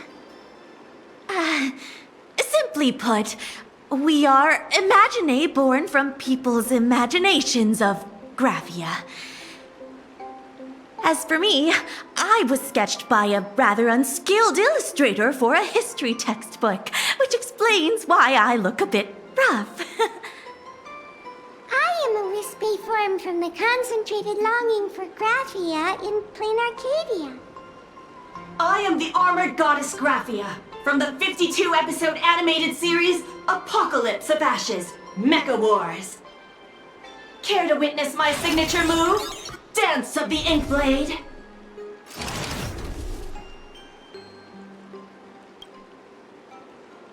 If you're looking for the real Graphia, I'd suggest you give up. I've seen countless Imagine on the verge of exhausting their wish power, begging the mother of Imagenesis to extend their lives with her paintbrush. Not a single one has ever succeeded. In the end, only those of us making a living off the Graphia brand are left. When it comes down to it, she's nothing more than a legend. As I suspected, finding Graphia was never going to be easy. Besides us, there are plenty of ancient Imagine living here, ones that have long gone extinct elsewhere. Some even claim to be original works by Graphia herself. If you're serious about finding Graphia, you should try asking them.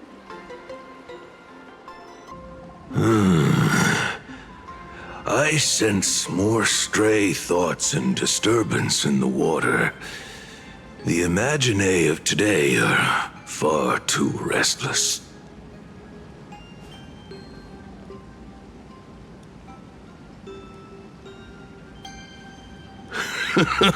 Yes. This old soul is just scraping by with what little talent I have left. The humans here call me Sudscour, a filthy name, but fitting for this frail and wretched form. Are you here at the hot springs to wash away your stray thoughts? Or just to chat with the last kappa of Ahatopia? Well, as you see, my kin have either been swallowed by the muddy currents or have fled into the canvas. Long, long ago, my people lived in every river and pond in Ahatopia. We tended the crops for the artists, and in return, they painted our descendants into existence.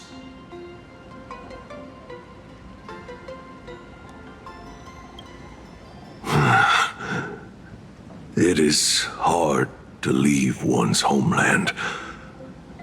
Even when my kin have entered the canvas, even when the waters here are no longer clear, and even when the new Plu tribe has replaced us, this is still my home.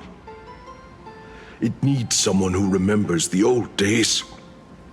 As long as I remain, the Kappa line is alive.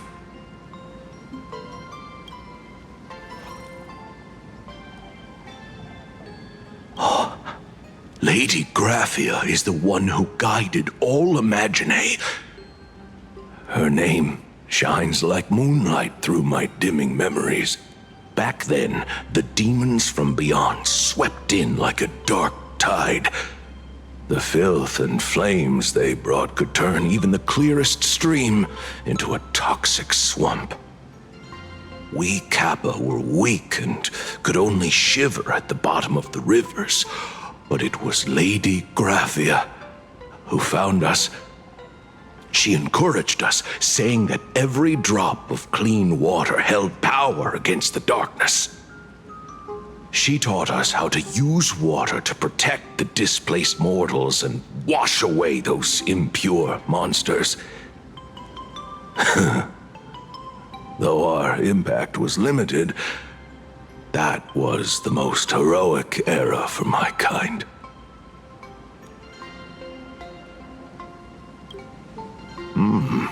Legend says that when she was a painter, she was a woman of radiant beauty. But in my fading memories, on the battlefield, she was a warrior with flowing red hair and pigment-stained armor. Some say she fought like a demon, but to me, her eyes shone brighter than the smoothest river stone. If you seek clues regarding Lady Graphia, you should visit the mountain behind the hotel. There are atonement statues left by Imaginae there, filled with their prayers. It is also the site of Graphia's former residence. Casper likes to wander around there. He is a strangeling far older than I. Perhaps if you play in the snow with him, he might show you the way. That is all I can tell you. After all, I am just a stubborn old Kappa, trying to keep this one pool of water a little cleaner. You found me, current nameless. I knew you'd come to ask about Lady Graphia. But if I try too hard to remember things from such a long, long time ago, my soft, squishy head starts to throb, and then I start melting.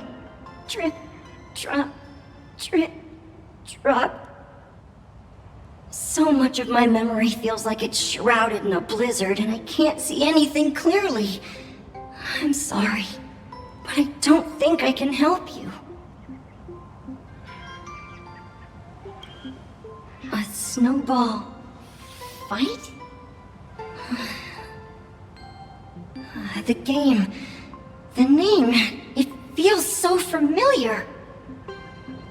It feels like I had snowball fights every single day a long time ago. Shaping the snow into balls and flinging them at whatever strange intruders came barging in. Well then, come at me, Nameless. I'm a snowball fight veteran. I won't lose.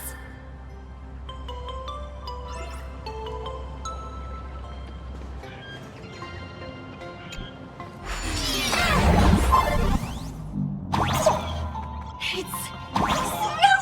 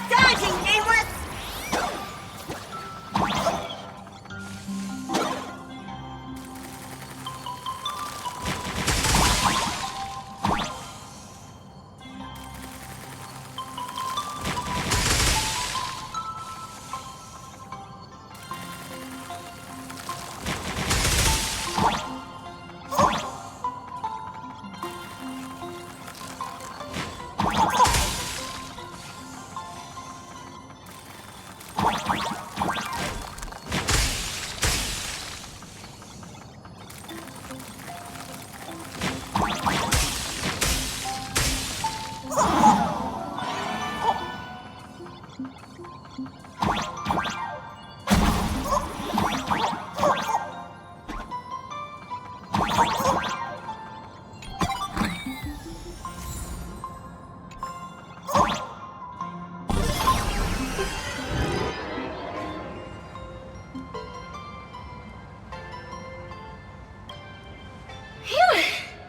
Things from the Cinderth Age are still a bit blurry. But I definitely met Lady Graphia. I had snowball fights with her.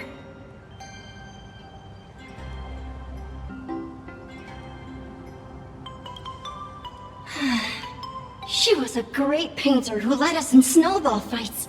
She'd even paint portraits for everyone.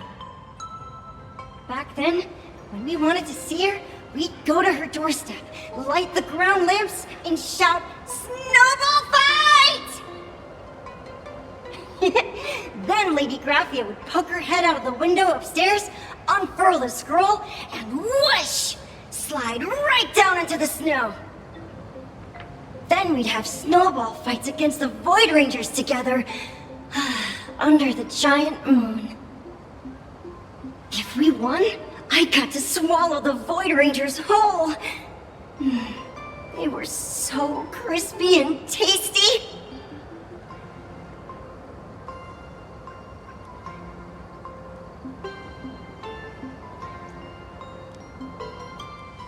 There was someone else. Just thinking about them makes my blood boil. He was a snowball fight master.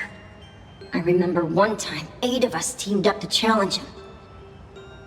But that guy knocked us all down with his snowballs like it was nothing. All from so far away. 6 of my friends were lying on the ground, feeling beat. Losing the game got everyone so down that no one uttered a word. As for me, I think I got hit right in the neck. I saw my own giant body thud onto the ground, and my chin felt ice cold. 8 people? In the Phantasmoon games? Perhaps Snowball Fight is a euphemism for the Cinderth Age Wars? So, in that round of the Phantasmoon games, Graphia must have fought a terrifyingly powerful opponent.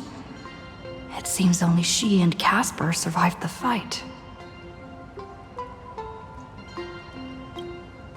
I saw her once. Just once. By then, Ahatopia had already been transported into the canvas. It was so quiet and lonely. I couldn't find my other 6 friends, but I remembered where Lady Graphia lived. So, I went to her front door again, lit the ground lamps, and shouted, "Snowball fight!" It felt like only a second had passed. Just the blink of an eye, yet somehow it also felt like forever. At last, I saw her drift out. She held me and cried, saying, "I'm sorry, and you've done well," over and over. It was just one lost game. We could have just won it back some other time, but that was the last I saw of her.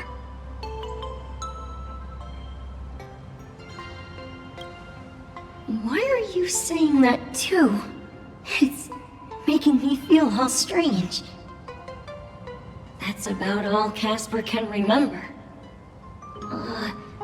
If you're still up for fun and games, come find me for another snowball fight sometime.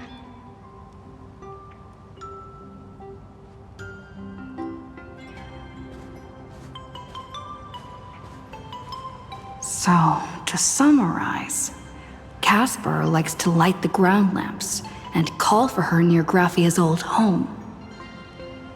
Now, where can I find those ground lamps?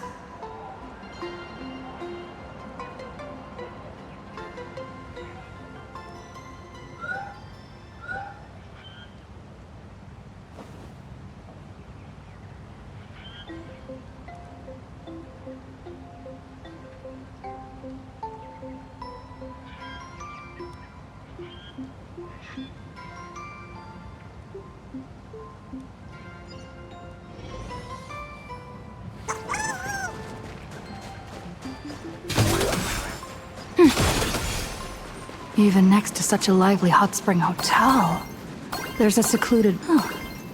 These atonement statues all look like small animals. I should find a prominent spot for the ground lamps.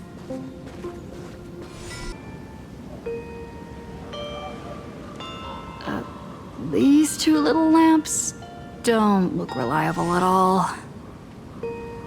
Whatever. It's not like I have any other way.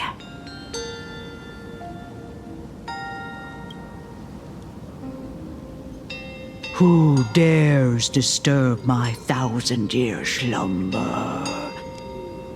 Not only will I refuse to grant you 3 wishes, I shall also lock you in my canvas to suffer in my stead!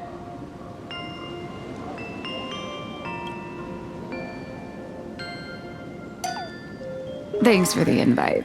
I'm not quite dead yet, but I don't feel alive either.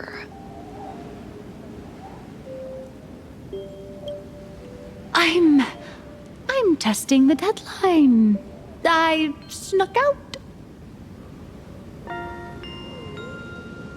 This mountain path is so quiet and secluded. Ooh, what a great spot for a night stroll. Listening to the calming sound of the springs. Who knows? Maybe my inspiration will flow again like these waters.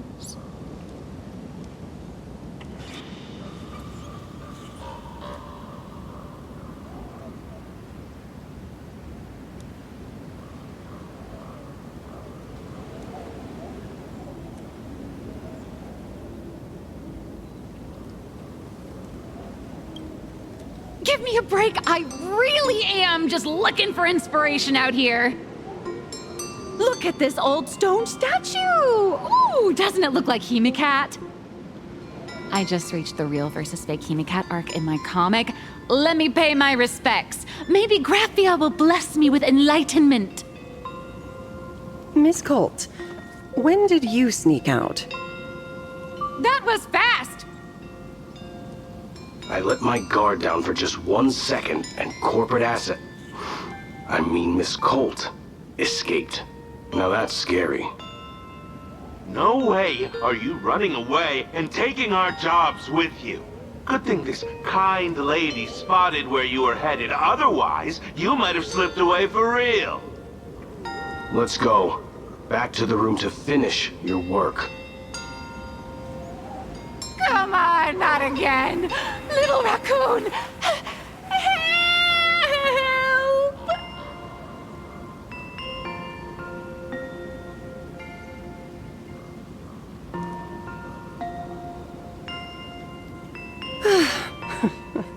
Being an artist sure is grueling. I remember being held in a room and watched by 6 or 7 people, too. I wasn't allowed to leave until I finished painting either.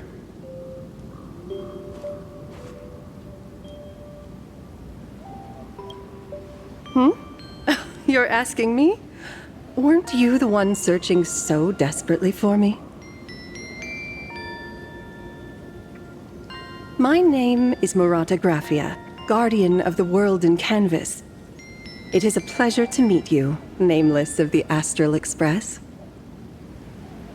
You're saying you are Graphia? Huh. She really does look a lot like Himeko.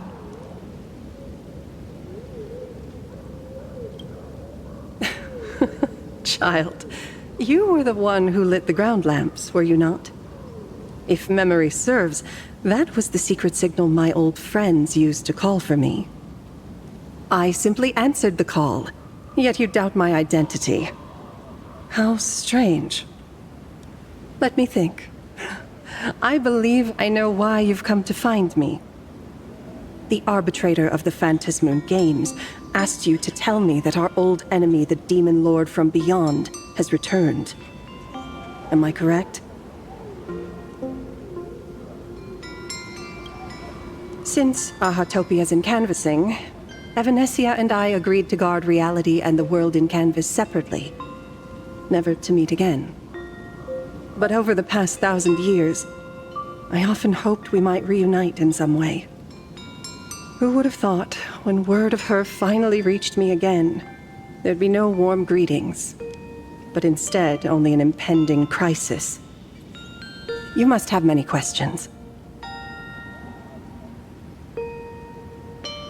My, you certainly have a lot of questions.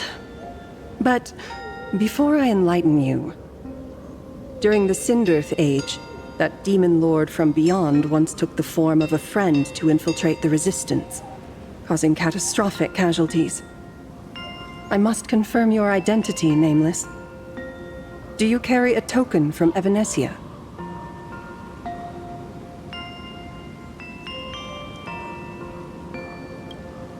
She painted a supplicant's mask for you.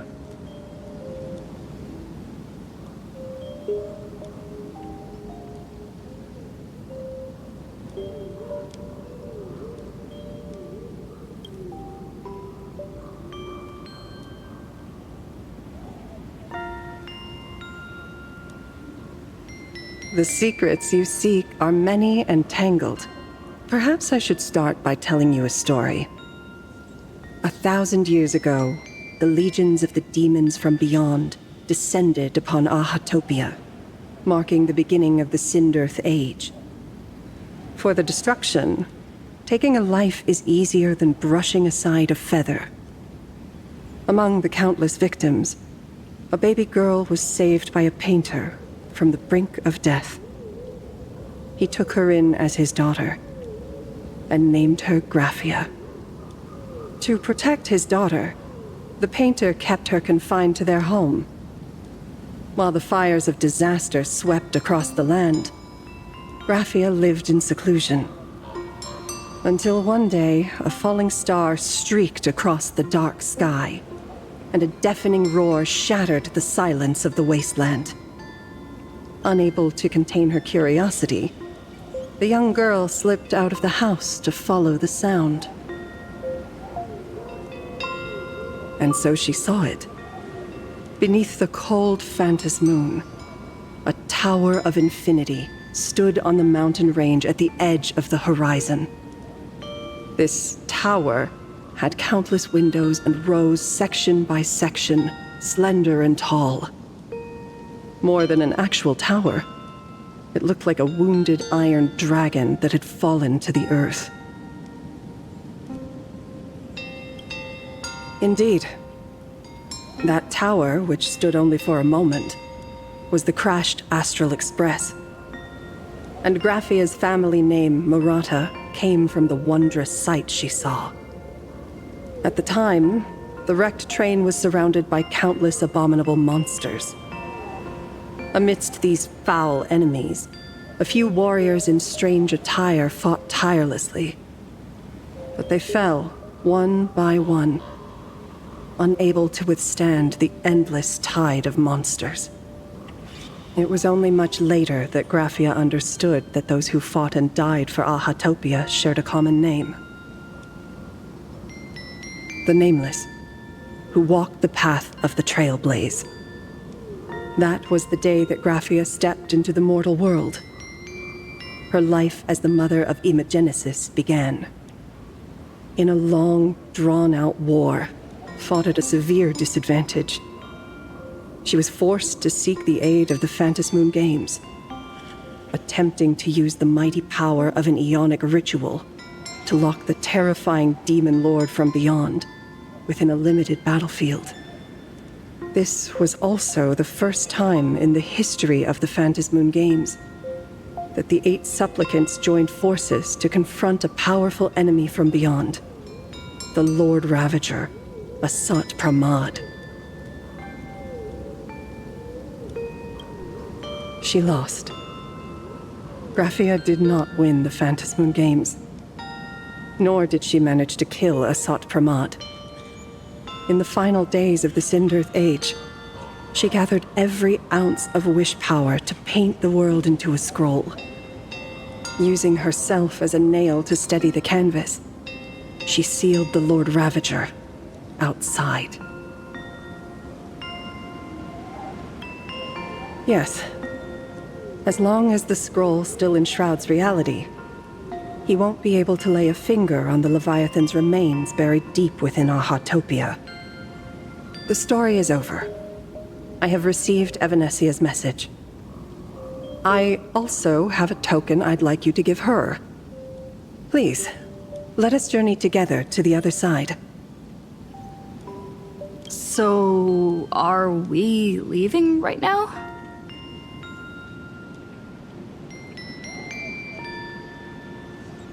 No, there is no need to rush. You have a friend here who is lingering with a heart full of farewells. You mean... Blade? Follow this path down to the riverbank of Myriad Wish Grove. You'll find many Wispe gathered there. When you are ready, choose a Wispe. Whisper Graphia's name and your wish to cross over to the other shore.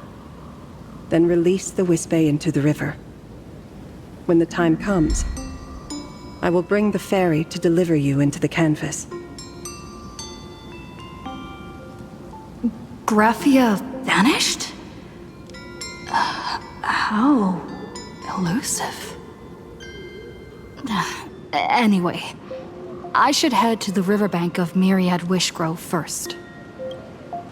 I've heard that in the same forest, giant trees will fight each other for nutrients. How about this? We just feed Shuhu to that tree in the courtyard. It would save us a long trip. Say something. Didn't know you were a forestry expert. I'm not joking. I'm serious.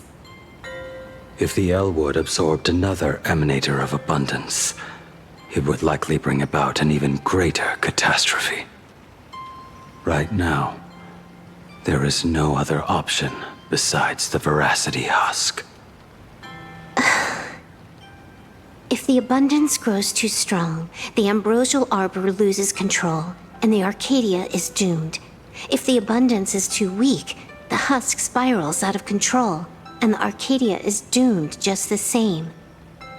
It's called an Arcadia, but the whole thing is built on a razor's edge.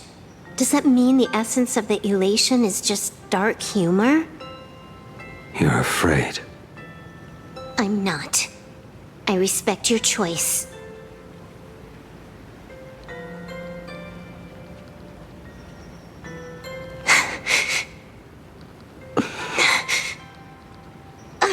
Fine.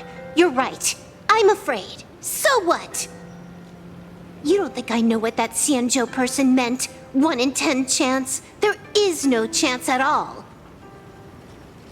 Listen, I just can't stand by and watch one of my kin sacrifice himself. Kin. What else? Friend?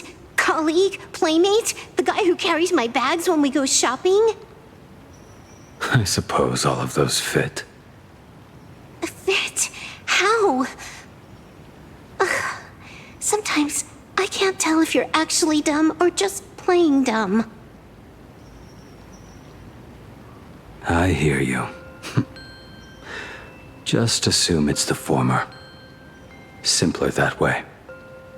My mind is made up. You should understand. Misplaced emotions will only cause the mission to fail. You really are just playing dumb. To be honest, I'm the same way. If I could see Firefly cured of her illness, Kafka finally finding the heart she's looking for, and that girl reclaiming her future, then I'd be willing to pick up that level 999 cartridge too, even if it means becoming nothing but a shadow of the Dark Zone. Don't.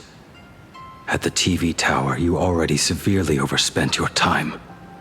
Don't touch that thing again. Besides, why are you telling me this? You should tell them yourself.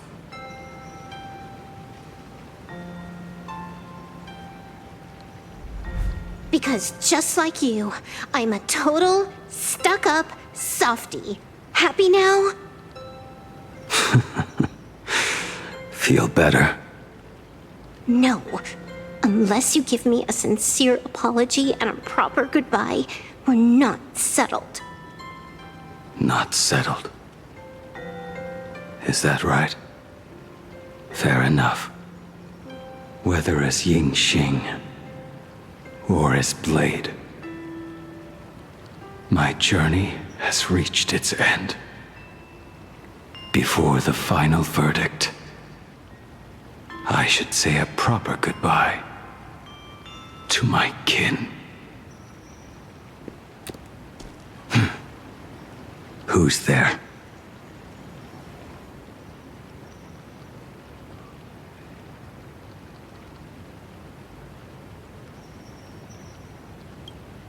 Next time, it'd be better if you didn't try to sneak up on us like that. I knew you would come.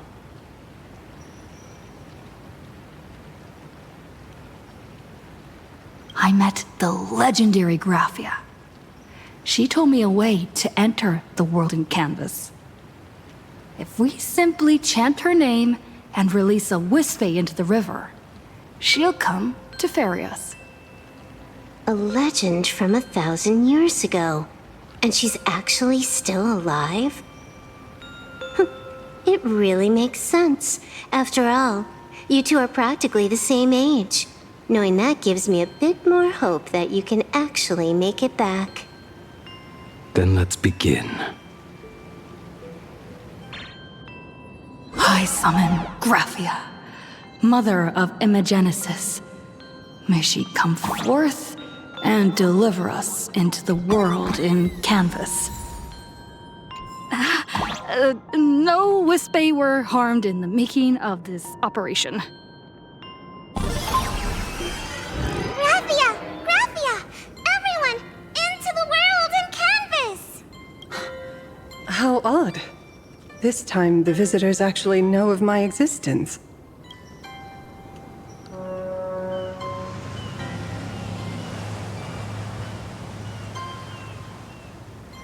Strange. Why is the boat coming from downstream?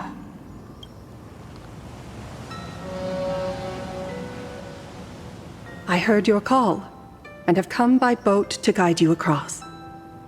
Greetings, travelers who seek to leave the mortal world behind. It is a pleasure to meet you. Oh? Not an Imagine, but someone here to settle the past and family members seeing them off? I guess so. The power of abundance. What a nostalgic scent. There is something terrifying slumbering within you. I've heard that something lies at the end of the world in canvas with the power to suppress it. Will you show us the way? Ah, I see. You are better informed than I thought. I understand. Time is of the essence. Please, step aboard. Thank you. The mountains lie distant. The waters still. And snow settles. A fine moment to bring this weary life to its end. Bring a weary life to its end? To my eyes, the power taking root within you is far from withering away. It's just a matter of time. The journey downstream is long. As is custom, I must collect your past stories as fare. I shall use them to paint the path forward, which will guide us to the other side. My past stories. I am not much of a storyteller. There is no need to weave your thoughts into a complete story. A single memory, a single breath. These too are parts of your past. Only by letting go of the past can you truly set forth with an open heart. Is that not so? Go ahead. Say something. I'm curious too.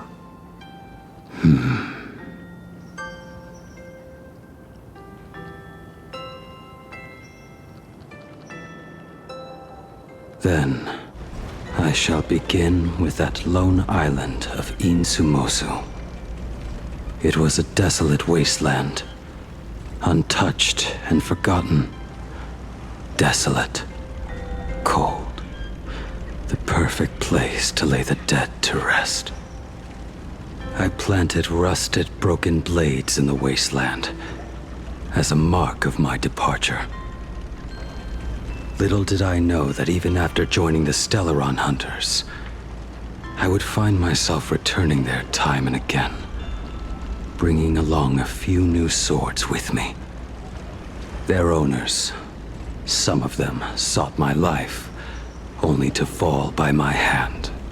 Good fortune itself. Others simply wished to see me one last time, as their own lives flickered out. I was once a craftsman, and those swords, they were all my own creations. I raised those wordless monuments for my old friends, one by one, until they became a forest of broken blades. And what about me and my sword? When will it finally join them in that forest? The intertwining of... I will follow your words with my brush and paint the ideal end.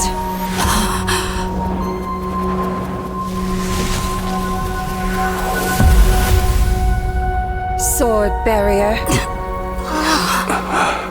We've reached the shore you've been seeking. What is this place? This is the world in canvas. A mirror to your soul, blooming as your heart dictates. May this meadow be everything you wished for. Superb artistry. And yet, I thought you would paint the desolation within me instead. Desolation? I saw no desolation in your story. Instead, I found the lingering regrets of a master craftsman. The fire that tempers black steel and shapes 100 blades does not burn upon the forge or anvil. It burns within your heart.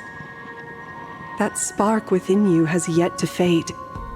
It is why this plane has chosen to bloom into flowers. We've got no clue what you two are on about with all this cryptic talk. But you smiled just now, didn't you? No, I didn't. We should go.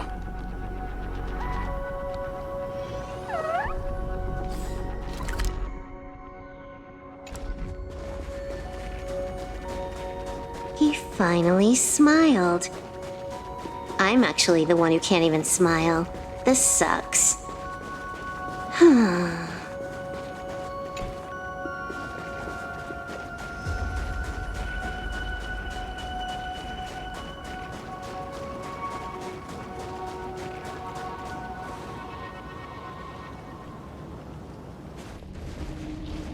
We have reached the end.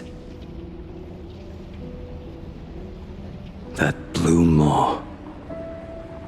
So, this is it. Correct. Driven by the buried secrets of Ahatopia, you have come seeking liberation. And now, I have shown you the silhouette of the beast's maw. If you should find a way to get out, I ask that you swear to keep this secret.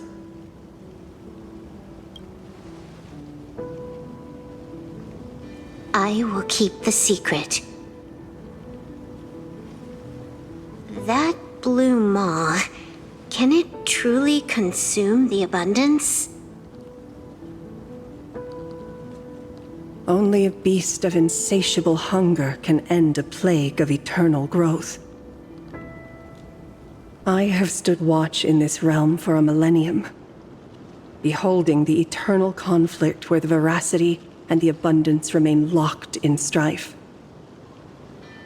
Oh, undying soul, the fate that awaits within those depths lies far beyond the reach of our conjecture. Perhaps you will vanish into nothingness in a mere heartbeat. Or perhaps you will endure a millennium of gnawing, constantly regenerating only to suffer once more, with liberation remaining an elusive dream. Beneath that calm of yours, I can feel an old friend lingering. Agony. This is the price I must bear for becoming one with the canvas. You're telling me if he leaps, he has to stay down there and be torn apart for ages? I'm not okay with this. Yao Guang never said anything about this when we went over the plan. I have lived for nearly a millennium. I stopped wishing for a swift end a long time ago. If the Leviathan does not consume me utterly, then I am still alive. And until that moment comes, I will pin Shuhu to the anvil and swing my hammer once, twice, and again, and again.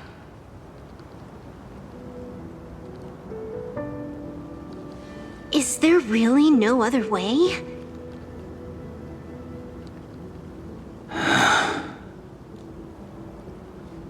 Silverwolf. I was never one for sentiment. I'll only say this. In my past life as a smith, I made it a point to forge something for those friends I found tolerable. But ever since I joined the Stellaron Hunters... Oh, right, I get it. You want me to go back and take apart that box Kafka uses as a footrest, right? You already took it apart? A long time ago. Quite a few treasures in there. A master-crafted blade, a game controller, and a portable reactor. That's the armor core, reforged from the remains of the Glamoth Queen. Oh, and a cat-scratching post. When did you find out about these items? You? You mean we. We all found out. Think you hid it that well? Please, give me a break. We're a pro team, you know.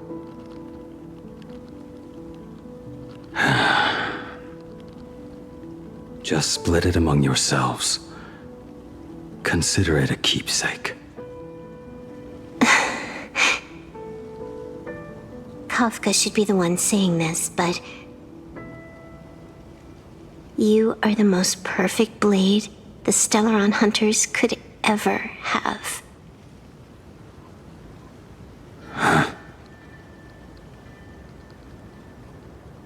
Just a broken blade. That is all.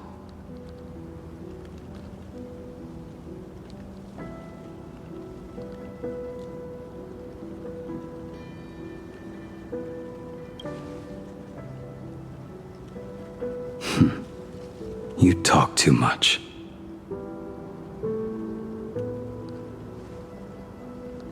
Before you go, you have something to say to her, too, right?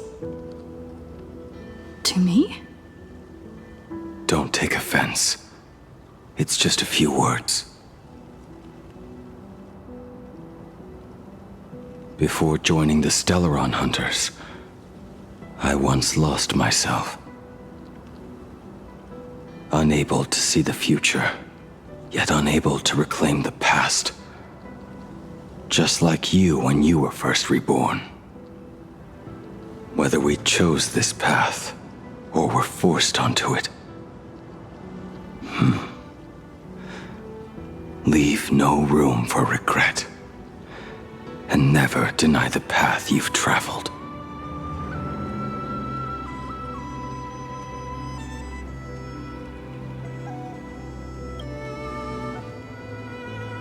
Then, let it be.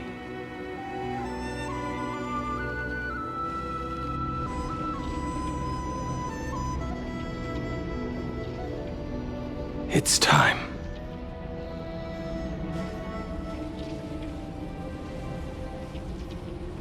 Do you still remember that passphrase?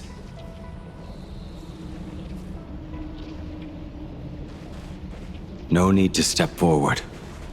Just recite it in your head. 3 of a kind. 2 pair. Ace. Go.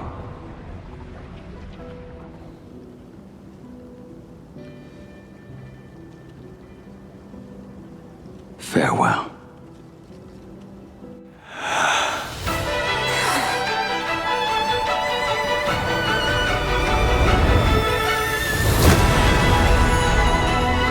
Let everything end,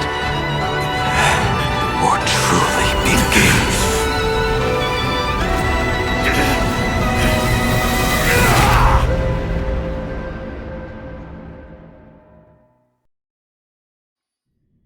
In the final moments of your life, what will flicker through your mind?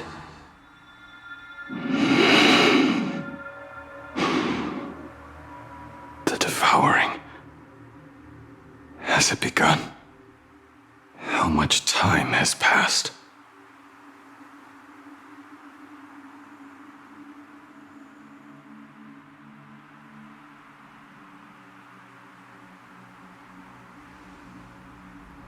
Sea of clouds.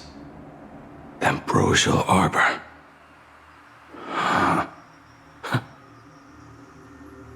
To think that with death so close, this is the scenery my dreams would conjure. My heartbeat. It's barely audible now. Shuhu. Are you still alive? Am I still alive? Finally woke up, Yingxing? Master. I am sorry. You have the wrong person. I am not Yingxing. Huh. A lad your age, yet your head is more muddled than mine. You're talking nonsense in your sleep, boy. It has been ages since we last met. Tell me, have you let your craft go to waste? Your master wishes to see what you can do. Not a sweet dream of toasts and laughter, nor a nightmare of clashing steel. Instead, it is a dream of returning to the very beginning, to confess my sins before the master who taught me everything. Typical. This is a standard issue sword I forged for the Cloud Knights, back when I first began my training. Bai Hung, and that bow I forged for her.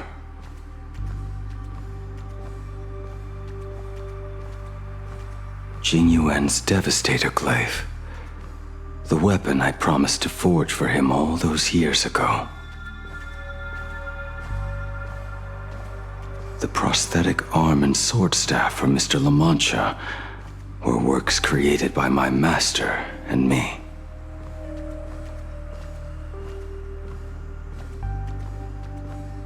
This is not my work.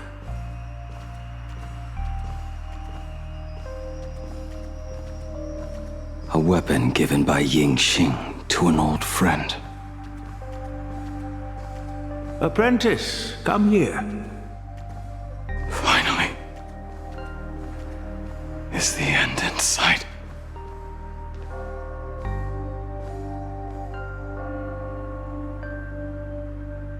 I am here, Master. Good. I have waited a long time for you. You have seen every blade I have forged in this life. Fine work. Somewhat flawed, perhaps, but their edge is undeniable. The marks of a true master. Gazing upon the weapons I forged in days past, I can only feel a surge of endless regret. The hammer falls and cannot be undone, yet I have spent my life taking one wrong step after another. I betrayed my friends and broke my oaths. Even with these divine blades, I failed to protect those I held dear. My hands are stained with blood. I loathe the reflection it casts back from my blade. But what weighs heaviest on my soul is the debt I owe you, Master.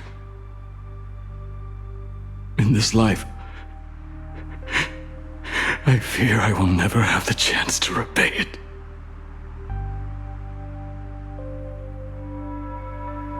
Let it all out. You feel a bit lighter now, don't you? But isn't there one last piece you've yet to show me?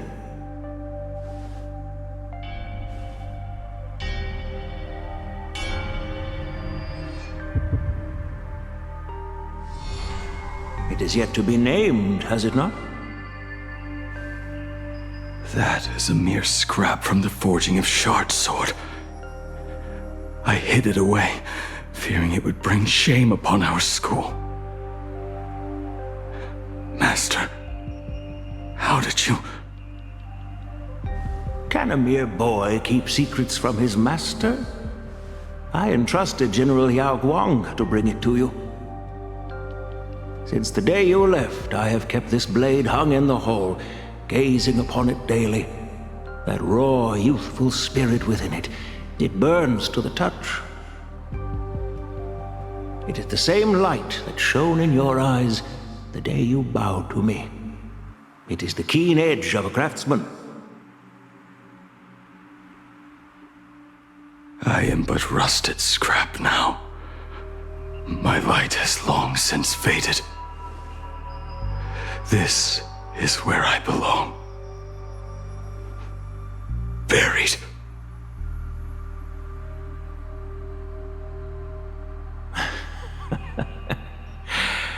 Crushed ore, old materials, rusted iron. As craftsmen, we spend our entire lives in such company.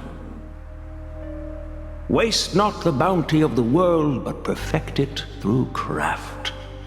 To take what is useless, to take every failed scrap and forge it anew. Isn't that our very mission as craftsmen? Even for a life that has reached its end. A life built on nothing but mistakes. As it is with the work of a craftsman, so it must be with the life of a craftsman. Do you still remember the question I once asked you? What defines a blade?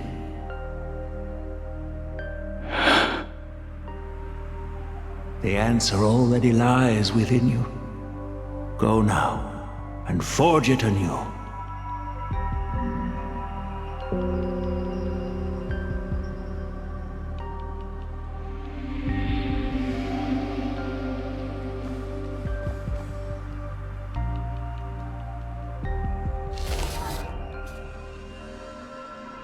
Forge it anew. Interesting. Now I wish more than anything that I could just live a bit longer. Ying Qi himself said that back when he was nearing his end. Shoo.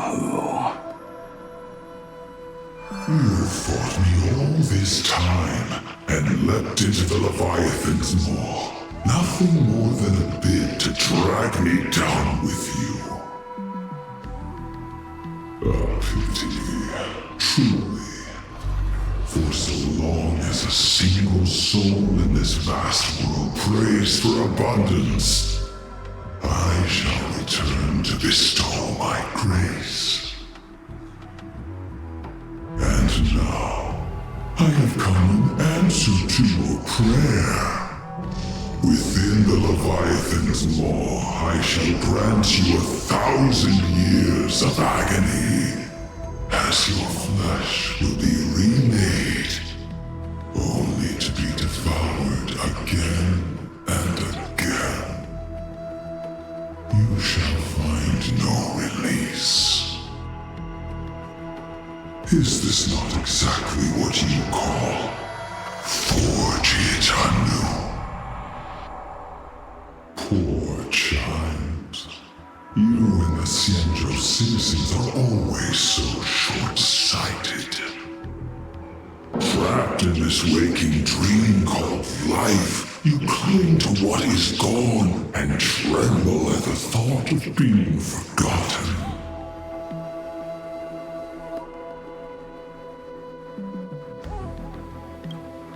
Yet when I come to carve through your flesh and awaken your minds, you spurn my beautiful gift. You were once a master craftsman. You should know best about the beauty of shaping. I can grant you the power of reshaping life and death, bringing those you loved and lost back to life. Let your friends return to this world again and again, giving you the chance to right every single wrong. Righting wrongs. You mean by carving out more walking husks like me? Things that crave an end they can never reach? That is but a fleeting pang, a necessary tempering on the path to eternity. If you persist in spurning this gift, this maw shall become your prison for all time. Your body will churn for millennia, caught between being digested and reborn.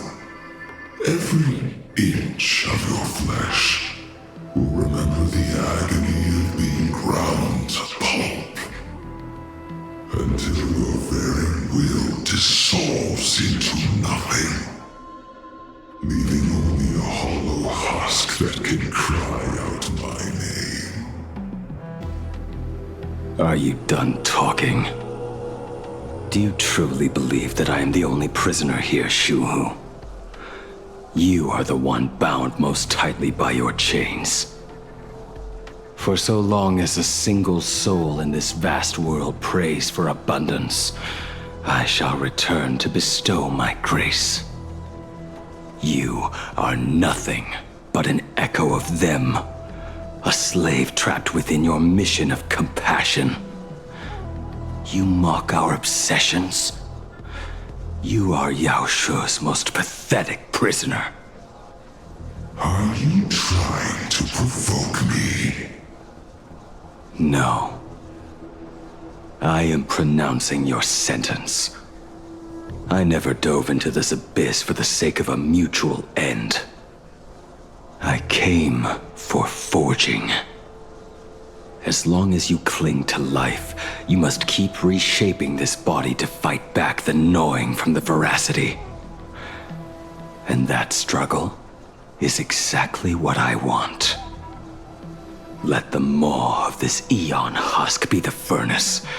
Let our undying flesh be the iron. And let death, 1,000 times over, be the hammer. Right here, I shall forge and recast you again and again. Not to destroy you, but to create a cage that can hold you prisoner for all eternity. And the thorns of this cage shall forever be aimed at that savior who branded you with your mission, Yao Shu. Are you ready? To turn your vengeance against your god.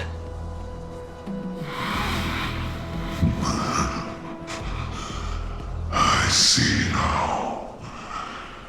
So, this is how you forge it anew. Very well. Let us see how this duel between the condemned unfolds. This forging within the furnace. In the end, which of us shall forge the other into a blade?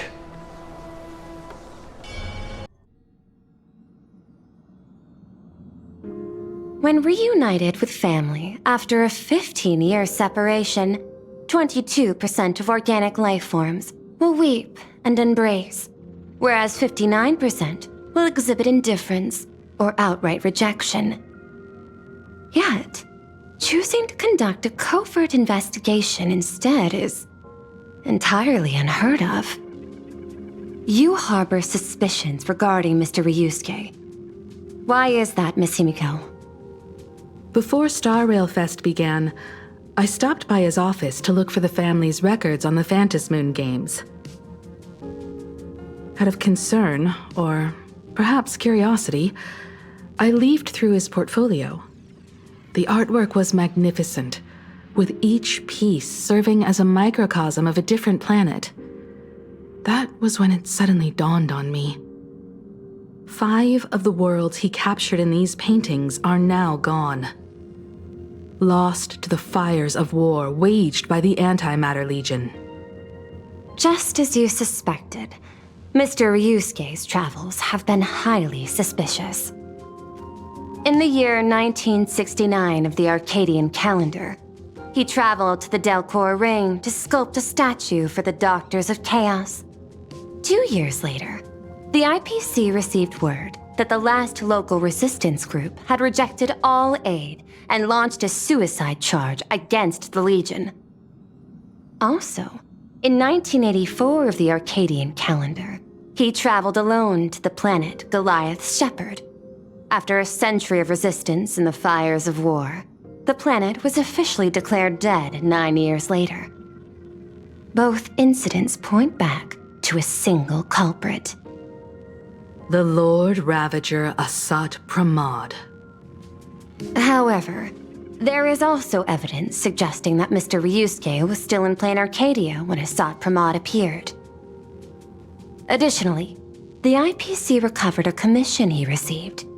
It read, "Please carve a trace of our lasting glory, just before the world meets its destruction." He accepted the commission, even though he knew the Legion had surrounded the planet? Legends of the Graphia clan abound within Plain Arcadia. To this day, many believe the Weathering Curse is a scar seared into your very bloodline from Graphia's struggle against the Legion. Conjecture. Mr. Ryusuke was tracking the demon from beyond. He likely believed that finding him was the key to breaking the Graphia clan's curse. Any other conjectures? There is another possibility. Please forgive me if this sounds out of line.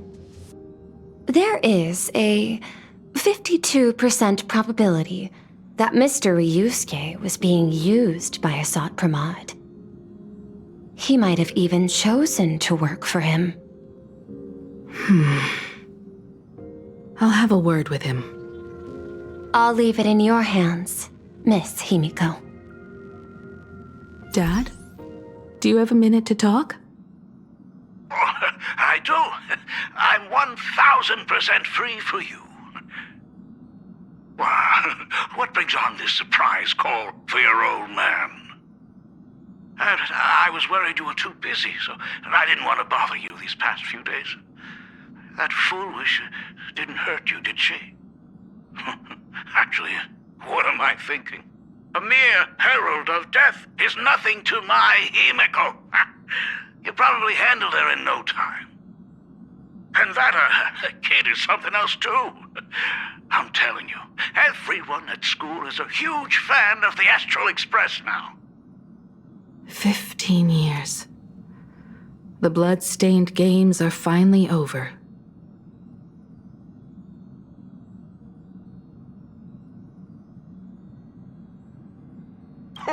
And this time everyone survived. It's time we sat down and talked. Just as father and daughter. Huh? Am I dreaming? My little girl actually wants to have a real talk with her old man. Well, I don't care if I heard you wrong. I'm taking this to the bank. Praise the Astral Express. Praise Affililate. Give me 10 seconds. No, make it 8. Your old man is on his way. There's no need to rush like that. Love you, kiddo. I should have seen that coming. Himeko, open up. It's your time. Himeko, come over. Tell me more about this. I originally planned for us to meet at the school, but since you're already here, let me show you around the Express. Oh, I would love that. I was in such a rush last time. I really want to get a good look at the place where you spent the last 15 years. Who could have imagined it? The thing that connects this nearly infinite universe is not some distant godlike sheephead, but a single express. I have met many artists who dreamed of boarding the Express just to get a closer look at the legacy of trailblazing. So I am curious, how will the great artist Ryusuke evaluate it? Me? Well, I'll give it my all. I was only joking. There's no need to be so serious. There's actually so much interesting stuff on this express.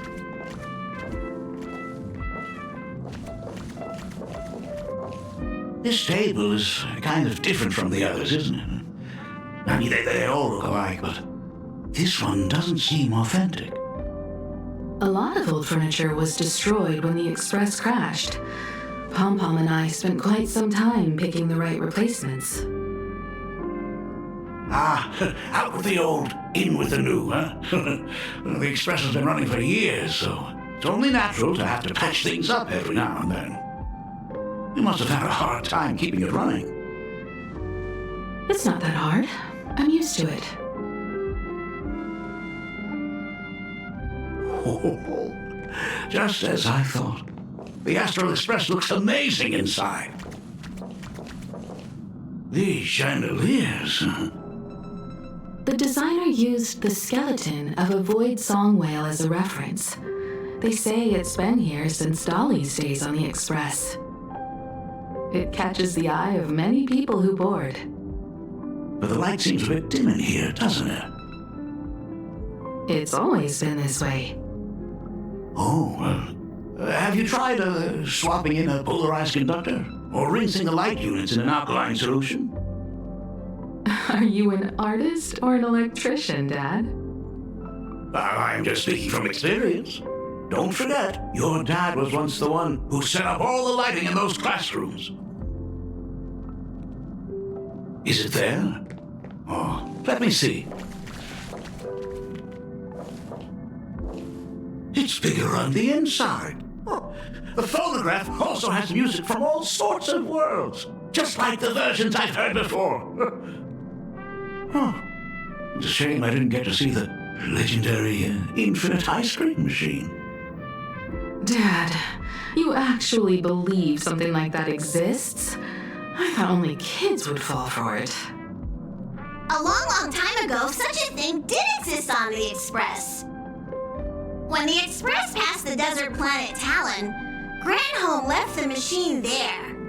Now, it has become a popsicle planet. Conductor! Long time no see. Your fur looks a lot smoother than last time. Really? Thank Thank you very much. Hey, my daughter Himeko finally opened up to having a heart-to-heart with me. What a special moment! Pom-Pom will leave you to it then. They say family is one of the most precious treasures. Pom-Pom believes we should cherish them. See? I told you. This time, Dad wins. Oh, Himeko, you may be a fully capable navigator now, but sometimes experience still beats youth.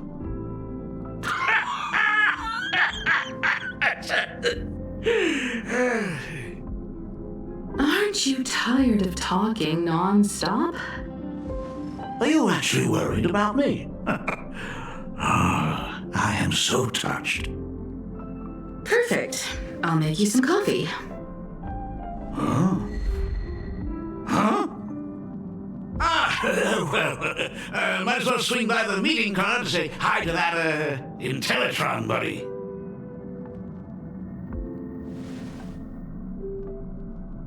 Pom-Pom finds Himeko's father very easygoing. Himeko, come on. Let's walk together. Intellitron buddy! Long time no see. Ah, welcome to the party car, Mr. Ryusuke.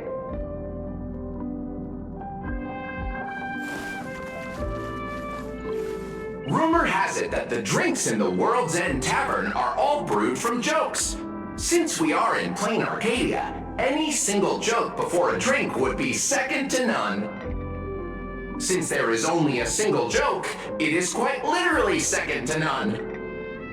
Mr. Ryusuke, the tension detected in your micro-expressions has increased by 33% since our last encounter. Oh, nonsense. Himeko is brewing up a cup of coffee just for me. Is there anything in the world more wonderful than that? A cup of hot coffee right before the end. This must be what they mean by life is short and bitter. Huh. Well, now I see why they call you Shush. Well, since I'm still among the living, let me tell you a joke for a change. A long time ago, there was a truly terrible nameless. They snuck aboard as a passenger, seeking a certain answer. Now one day, they ordered a drink from a service robot on the express and told it a joke. A long time ago, there was a truly terrible nameless. They snuck aboard as a passenger, seeking a certain answer. I have retrieved the same joke from the archived logs. It is indexed under the title, An Unfunny Joke. But did you know, the first time the robot heard that joke, it laughed with pure joy. Don't go filling Shush with nonsense. Its database is already enough of a mess. Dad, here's your coffee. This cup is huge. Himeko, tell me, are you still holding a grudge against me? What are you talking about? Now drink up while it's still hot. Analyzing components. Results show coffee concentrate, Heldoran butterfly scales, a species of fish from a gas giant, trace amounts of iron particles, and various other unknown substances. Mr. Sharsh, you must be exhausted after telling all those cool jokes. How about a nice hot cup of coffee to warm you up, huh? My inspiration circuit is vibrating. My radar indicates that the conductor requires my immediate assistance. Good luck, Mr. Ryusuke.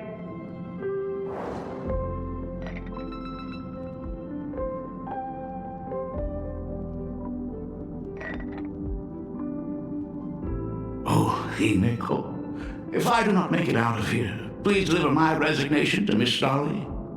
Tell her I will not be coming in tomorrow, which is really no different from any other day.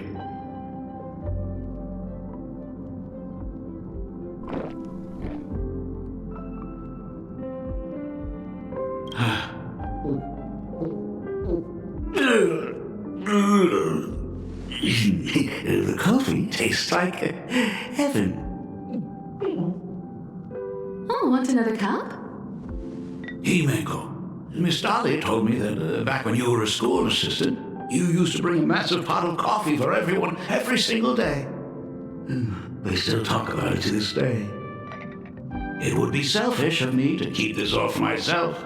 I simply must bring some back for the other teachers to sample. I am afraid it will be long cold by the time you get it to them. But as you said, it is time for us to head to the school. We must return to the source of all these tragedies and put an end to the blood-stained games. Are you truly ready to say your goodbyes? We can stay a little longer if you like. We still have plenty of time. We should go now. I have been ready for 15 years. It's been 15 years. Those ghosts have been repeating their final day over and over, trapped inside the classroom you imaginated. Even if they are merely shadows of the past, they deserve to be set free. Oh, you're right. Let us use one final goodbye to close the chapter on the Herald of Death incident.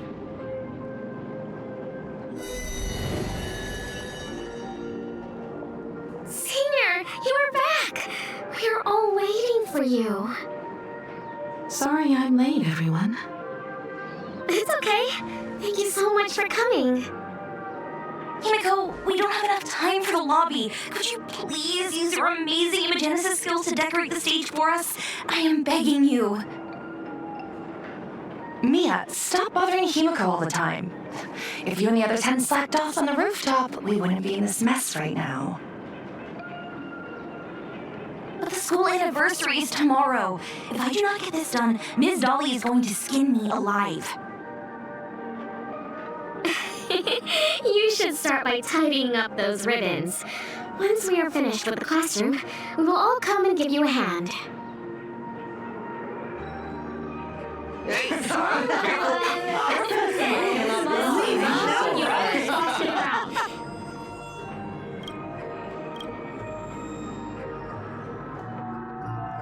Wait, did you hear that? It's him. He's back again. Everyone, hide! Don't let them find us! Run, Senior! The Herald of Death is back! Don't be afraid, Belle. I'm here. No more running away. We don't have to face any Herald of Death anymore. Really? When have I ever led you astray? Look, even the Dean has arrived. Let us run through the anniversary program one last time.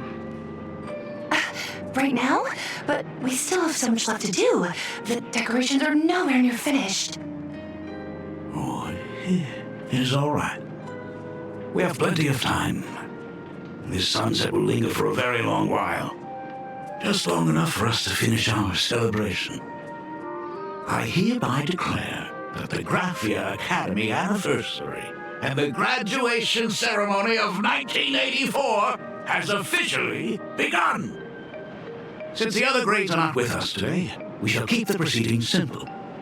According to our school motto, every student must truly understand their purpose before they depart from these grounds. Students, have you all discovered who you wish to become? Why so serious? It's only a rehearsal. Well, in that case, I'm going to be an artist. And not just any artist. I will be even better than you, Senior. I plan to study at the Intelligentsia Guild. I want to learn how to create even more interesting imaginé. I want to study cinematography and become a director. I want to capture every single moment of happiness in the Arcadia. I hope that in 10 or even 20 years, you will all still hold these dreams close to your hearts. And now, please welcome our distinguished graduate representative, Himeko, to the stage to offer her final blessing to the graduating class. Our senior is doing this? That doesn't happen a lot. Himeko? Are you nervous? Relax. Give us a smile. I do not know what to say on an occasion like this. All I know is that this is a comfort the living leave for themselves. But take that step forward. Go and embrace tomorrow. Become someone that the person you are today would be proud of. Congratulations to the class of 1984. Senior, don't miss us too much. Himeko. See you around. Himeko, what's with the sad face? It's not like we'll never see each other again. Farewell.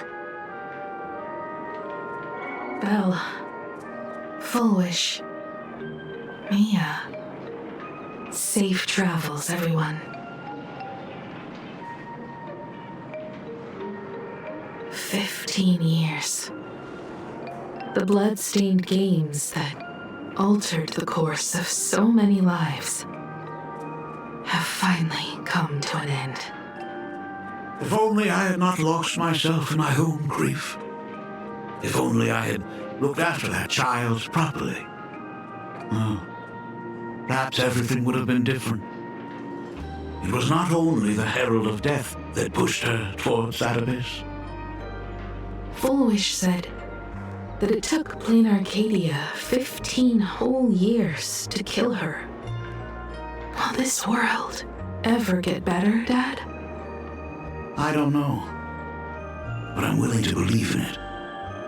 Dad, all these years, just what have you been doing?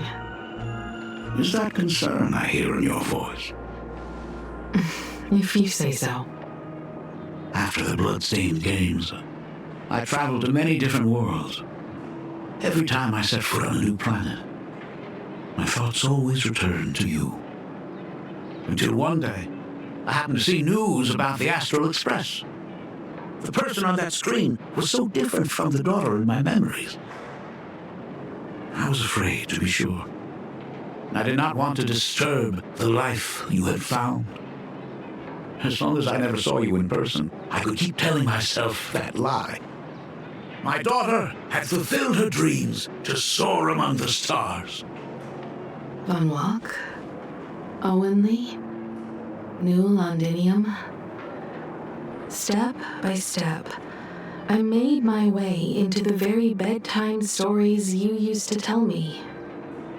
Were they beautiful? In this vast universe, nothing holds more beauty than the lands en route, yet to be reached. You may have been a poor excuse for a father, but even so, thank you for setting me on this trailblazing path. Same here.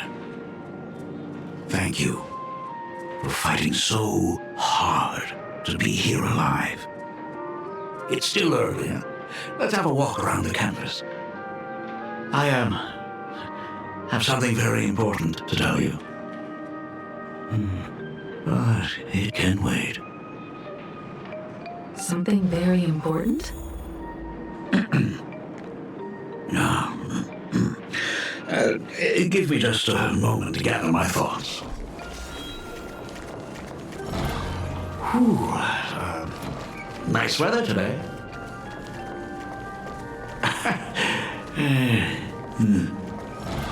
Let's go downstairs. Oh my god, it's her!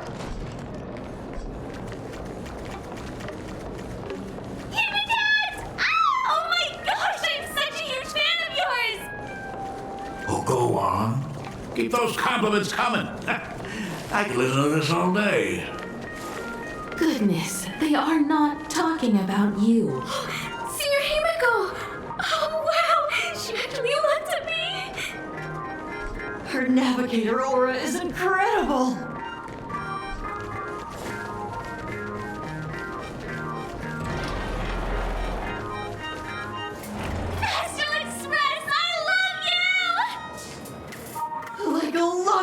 baby!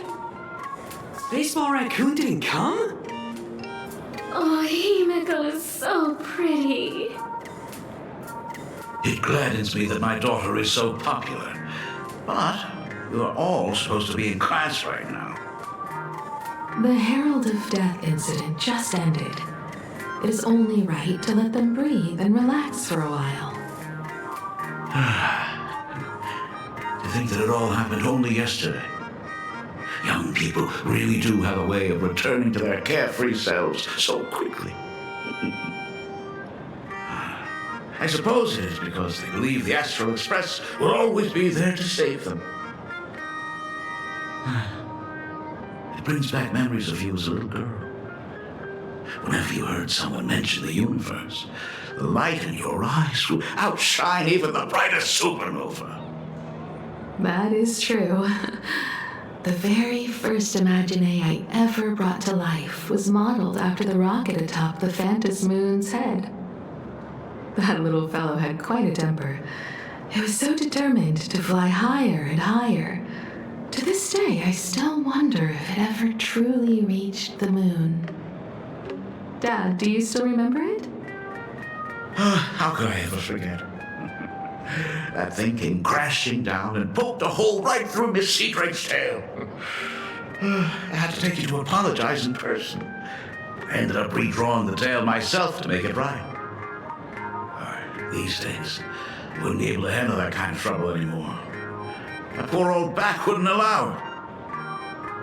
Now that I am free from the weathering curse, you don't have to spend your life wandering the stars anymore. Why don't you just settle down here? I just can't face the thought of coming back to nothing but an empty home again.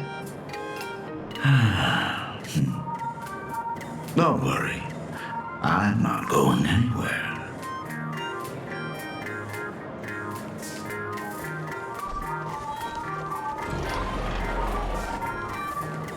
The Imagenesis classroom is ahead. So nostalgic.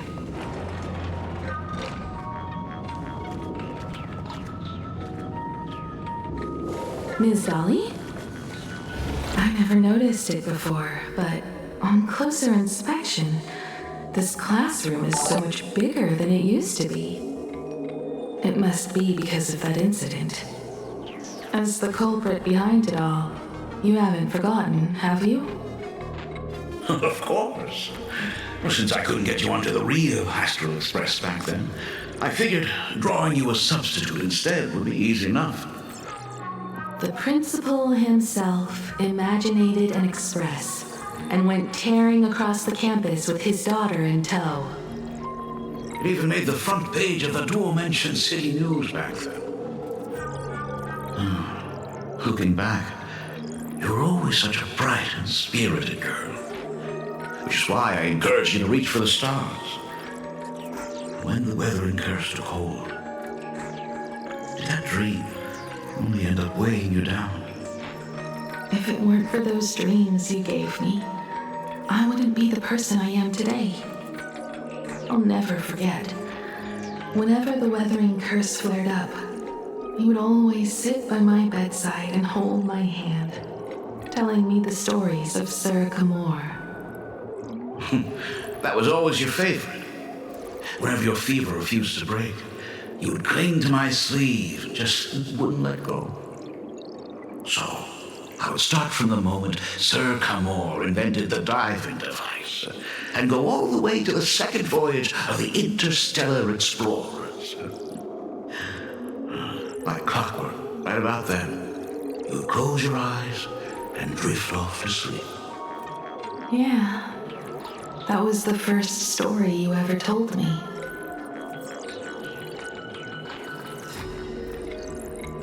And the very story that helped me make up my mind. Even if I could never leave this place, if fixing the express meant sending just one soul to the stars, that would be enough for me. Yet before I knew it, I'd already traveled far beyond anything I ever imagined as a child. I think I understand how you felt back then. Perhaps one day, I'll set down my duties as the navigator and come back to this place too. What about the Astral Express? A crew of the most incredible nameless will keep the Express sailing on. Like a teacher watching their student, or a father his daughter. I understand that feeling. Then your dad will always be here at home waiting for you. So, what is this important thing you need to tell me about? Yeah. That important thing. Dad, are you hiding something from me? I knew I couldn't hide it for long, Himeko. I am sick. What? This isn't the right place for this discussion. Let's go to my office.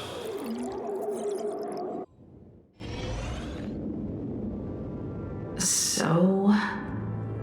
It's the Weathering Curse. I know what you're about to ask. I do not share the Graphio lineage, which is why I believed I could find the demon from beyond and save you and your mother. But in the end, Ryosuke was just a useless man who couldn't save his wife or daughter, or even himself. Tell me, what happened in the past 15 years? You've seen my portfolio, haven't you? Those worlds are just like playing Arcadia. Every single one of them has fallen victim to the demon from beyond. In those places, luck is a very real thing. And the demon from beyond can manipulate misfortune. What does that even mean? In ways beyond comprehension, you feel misfortune crashing down like a tidal wave. Solar storms, diamond rain, system failures, one disaster after another. But if you make it out alive, bizarre strokes of luck come swarming back to you. And so the cycle repeats, washing over the world, tearing it apart. It sounds more insane than the Phantasmoon games. The universe is sheer madness, beyond all reason. I survived over and over, yet my body has become as fragmented as Graphia once was. Is this his way of torturing the rebels? I don't know. But by the time I realized it, there was no escape. Why didn't you tell me earlier? I could have reached out to the IPC's doctors. It's no use. I've been chasing after him my whole life. I know him better than you do. Himeko, remember when you first learned to paint? I told you then why we must paint the beauty that we see. Because the ugly, the despicable, and the cowardly, they endure forever through evasion, like beasts driven by survival. Beauty remains ever fleeting, just as heroes find their end in sacrifice, and stars dissolve after they shine. Humans have surpassed their animal nature.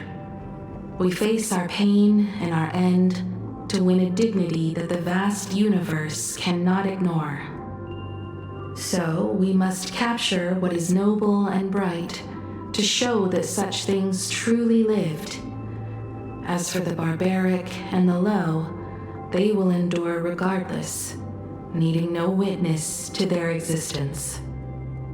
But Himeko, you are no longer the one who paints. You have become the very splendor that I strive to capture. Fate works in mysterious ways.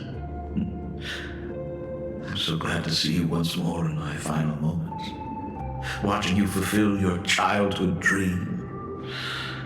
You are standing before me as the navigator of the Astral Express. I should have come back earlier. I'm so sorry. No. I am the one who came back too late. I thought about it 1,000 times. On that final night of the Bloodstained Games, if only someone had been there to sit by your side. After everything, does this tardy father still even deserve to hear what his daughter wants to say? If you're willing. Thank you, Ashveil. Thank you, Himeko. All of this happened after you went away. You were jumping from one job to the next, and for 4 long years, I had heard nothing from you. During those 4 years, I found the stranded express deep in the canvas world and kept trying to repair it. Watching the Phantom Moon grow fuller, I remembered the mask that had been handed down through our family for generations. If I could claim victory in the Phantom Moon games, then perhaps by harnessing the divine authority of elation, it might just be possible to set the Express in motion once more. But the Herald of Death was a complete madman, and he smashed every dream to pieces.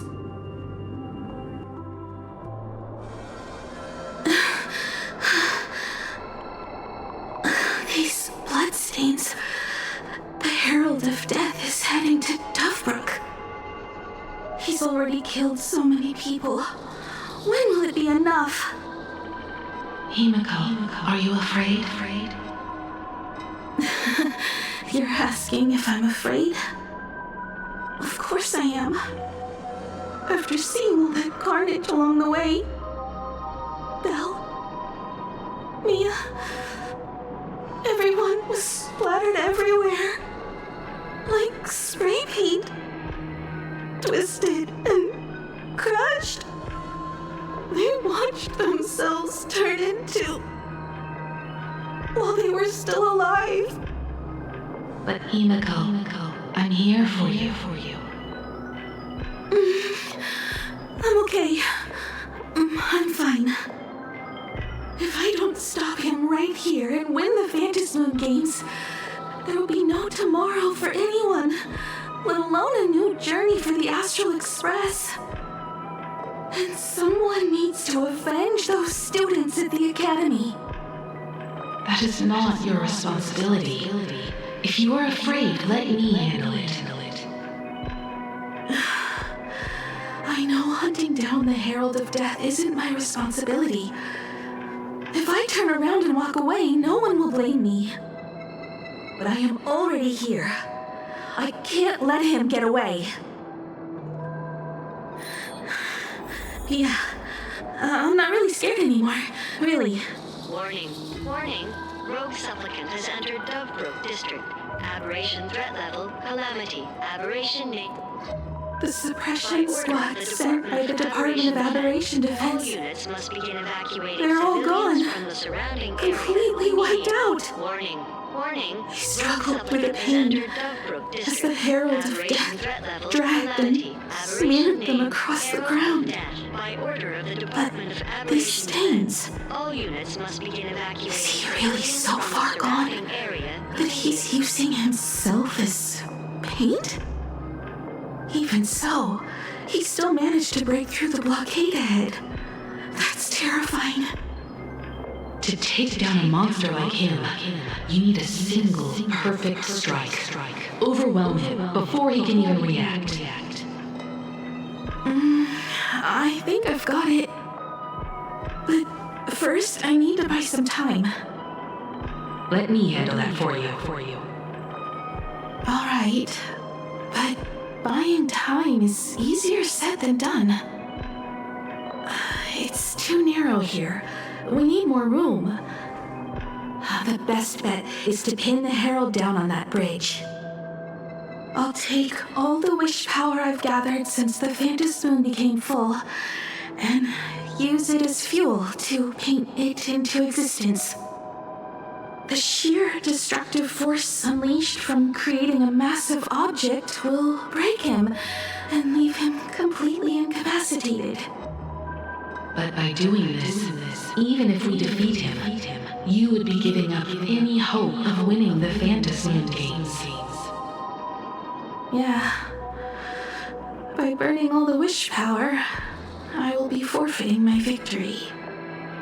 But even if I did win the games and restart the Express, what would happen to this city?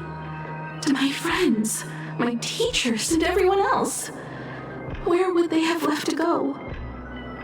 To set the Express in motion with Aha's power, while standing by as innocent people are slaughtered by monsters? To soar into the stars while turning a deaf ear to the screams on the ground? Someone who does that has no right to call themselves an aimless. I knew I should have stuffed an orbital cannon or a molecular saw into the case, using that bigger on the inside Trailblazer tech, just like the Astral Express. Remember that for the future, then. Right. When this is all over, I will have to give it a try. Another body.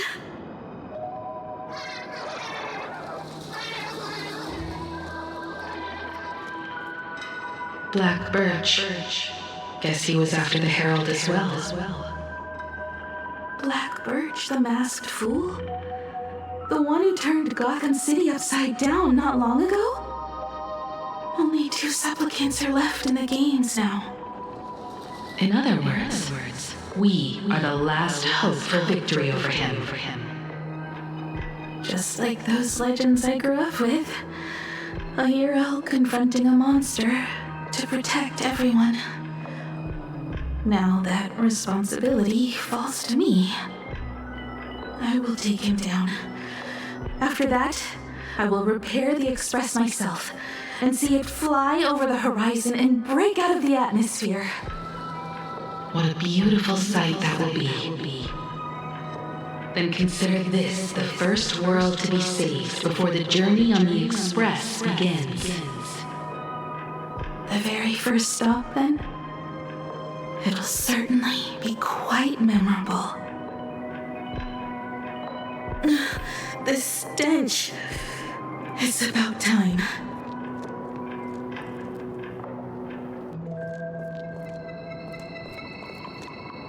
So exquisite! Its flowers blooming in great Arcadia! Ooh, I can hear them dancing at the tips of my nerves! What is that? You say this is not enough? Still not enough! I need more pigment! I will mix my colors with screams of terror and pray for the catecholamines to drown me! Department head, I shall show you the error of your ways! This crash is the culmination of life! Its own king is right here! The giant tree running through our heartopia! I shall become her! We will be as one! No, I will surpass her! I will devour her and become the one and only existence! Another new shade, dazzling, shattered crimson! Are you perhaps the color I've been missing all along? Step into this masterpiece! Become one with me and lay the final cornerstone for the future of human evolution!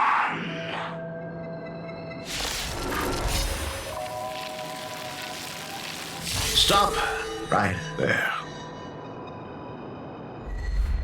So, you actually conquered the Herald of Death and set the Astral Express in motion once more at the end of the blood-stained games. Himeko, I believe in your bravery. When confronted by death, you will undoubtedly choose to resist. But you were so frail and sickly.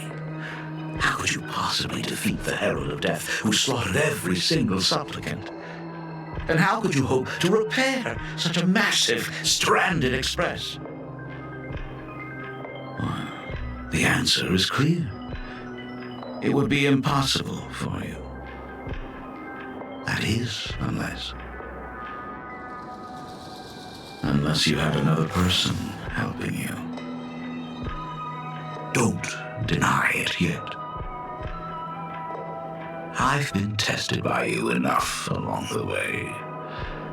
So now, give your father a little room to breathe. While I was gathering your belongings, I found some of the manuscripts you left behind. There were 2 distinct sets of handwriting upon those pages. Every trace in that house proves that 2 people once shared a life there.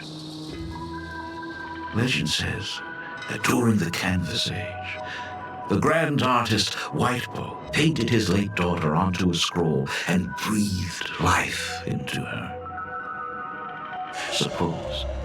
Just suppose, that my brilliant daughter created a likeness of herself, a self-portrait so perfect that it breathed and moved with her.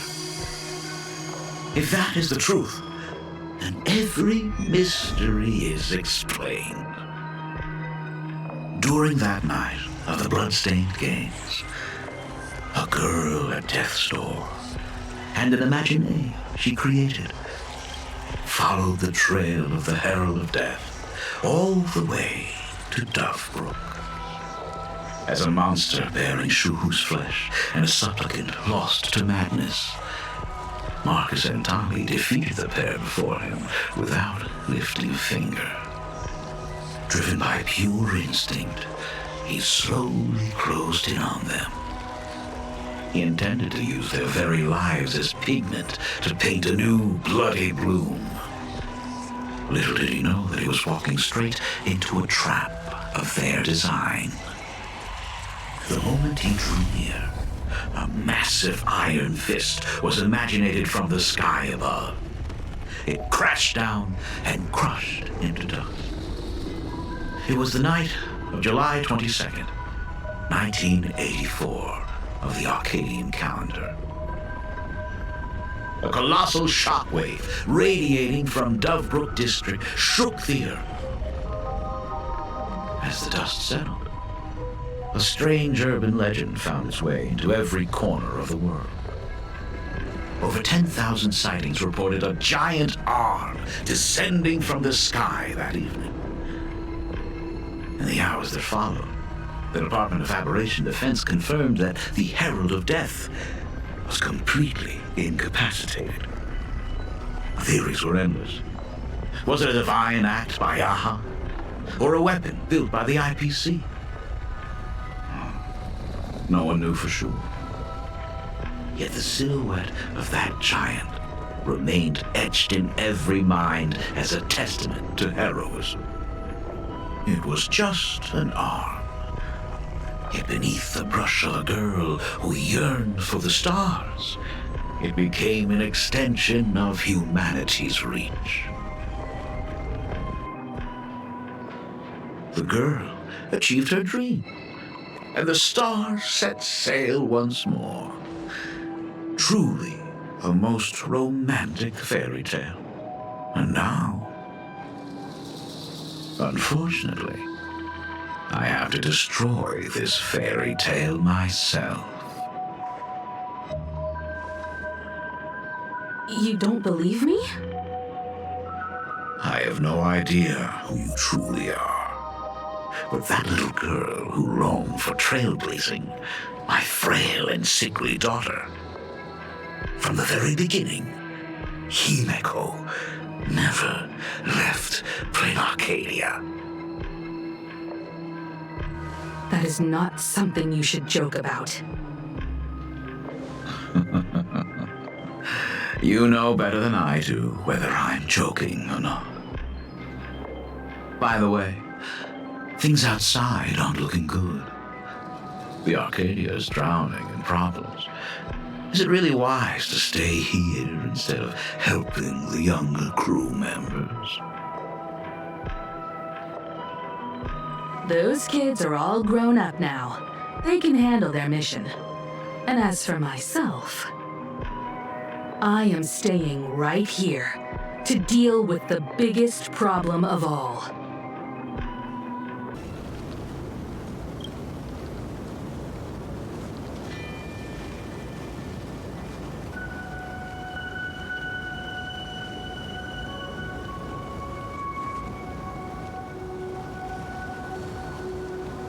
Are you intending to stay here until the outcome is revealed? It might take forever for him to return, or he might never come back at all. Or maybe, if I just complain and say, I wish Blade were here, he'll just show up.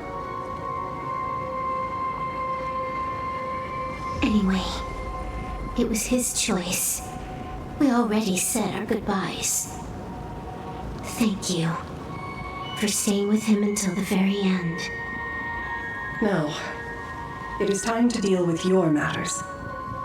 Gray-haired girl, you seek me out with her token in hand. What is it that you desire?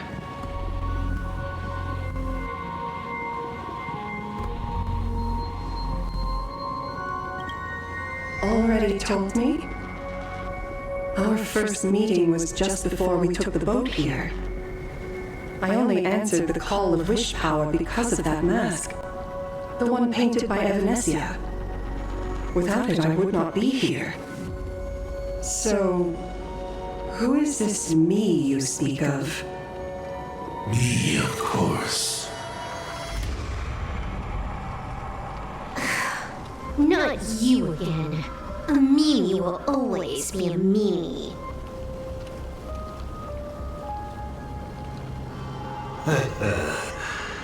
Misfortune and I share one thing in common. We both enjoy dropping in uninvited. A reunion after 1,000 years. Gravia, it has been a long time. A Satra Mod.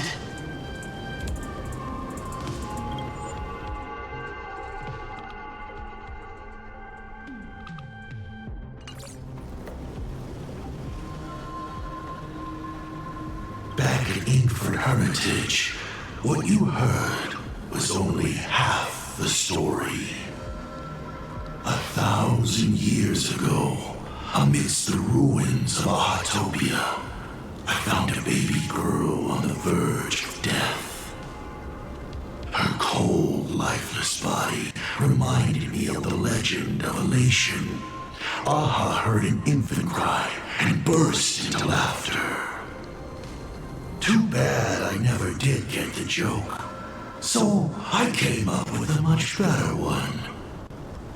I infused that child with the power of destruction, giving her the rebirth of a Void Ranger. I taught her to paint her monstrous beasts using the life of the veracity as pigment, all to carry out the Legion's divine will. Gravia, your name was your commission, to paint the world and carve a trace of our lasting glory just before the world meets its destruction.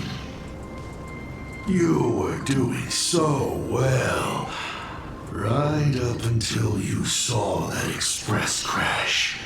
It gave you ideas, Gravia. Unrealistic, foolish ideas. Since that day, I have had nothing to do with you or your destruction. Your failure began the moment you tried to destroy the Express. All you did was turn the spirit of the Nameless into a rallying cry for rebellion. I took the power you forced upon me and used it to save the innocent. You commanded me to record the end of worlds, but instead I created a sanctuary. So, You'd think putting on a human mask makes you one of the Trailblazers. How amusing. Look at yourselves. That weathering curse is still eating away at you and your kin. It is the inescapable price for being a child of destruction who dares to betray her fate. World and canvas, a total disaster. Yet you still try to dress it up as a victory. Do you know why I haven't spared Ahatopia a single glance for an entire millennium? Because you bore me. But now, things have changed. Someone far more interesting than you has returned. And unlike you, she is the real deal. A genuine nameless. That is why I have returned. Simply to tell you all this. Himeko? I've had my fill of this drama. Now, I'm dying to see how your face handles my fist. For 1,000 years, I have painted them over and over again. Every innocent life you extinguished during the Sind-Earth Age. Tell me, Asat Pramad, are you prepared to face their fury? I have more important things to do than linger here. But this little parting gift of yours? Why not let them have a taste instead? Come forth. Demonstrate your defiance.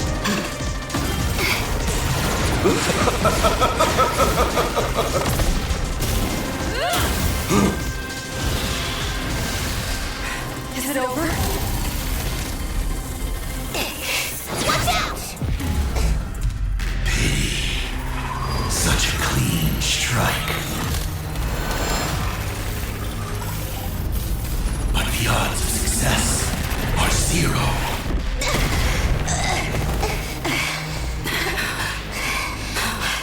The restraint check failed? A 1 in 10,000 chance. The moment I cast the dice, the outcome is fixed. Remove the mask, protagonist. It doesn't suit you. As for you, your end is decided. Farewell. Sorry. I have failed. Minions of destruction! I will drive you all from this world! We must force her back to her senses.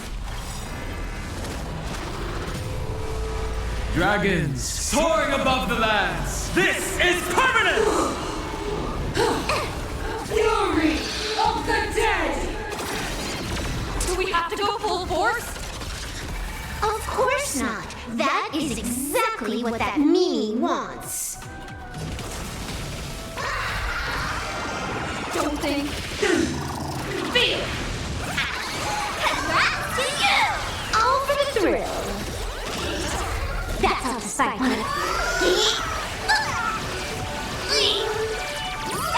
It's nothing. If you were happy at the end of the world! Let greed devour all! Fine.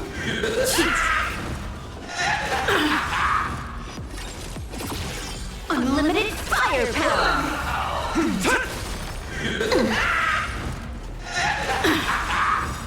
Your moment to shine. All eyes are on you! Wiped him out.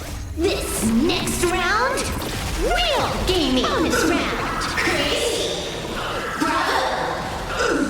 Amazing. Super size. Pillage to live! I can't do it more! All martial arts It's nothing. are mighty command!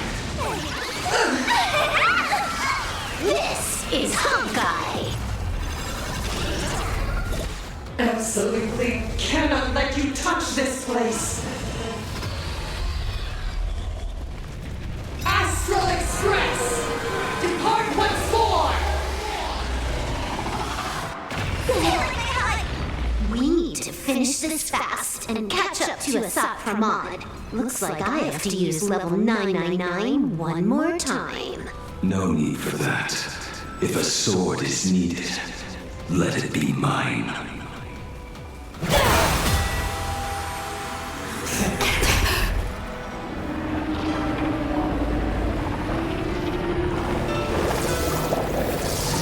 Have you thought it through? What defines a blade?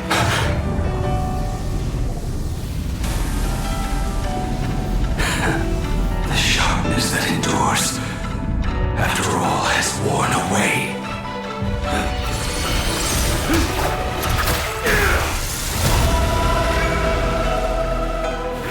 I shall take veracity as my forge, and abundance as my iron.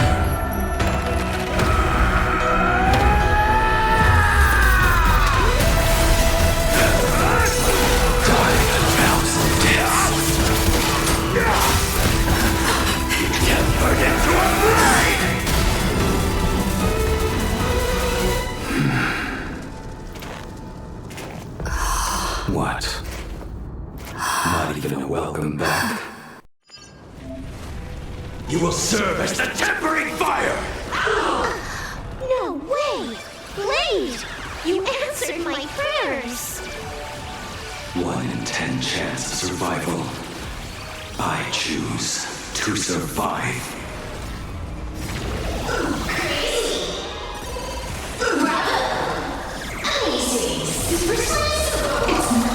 You will serve as the tempering fire!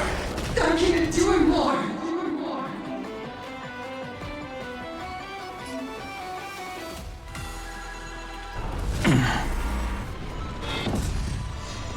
Let greed devour all!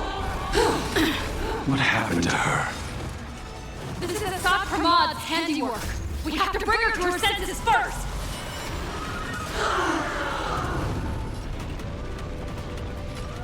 Cheap trick. Don't think it's nothing. Feel! Feast your eyes,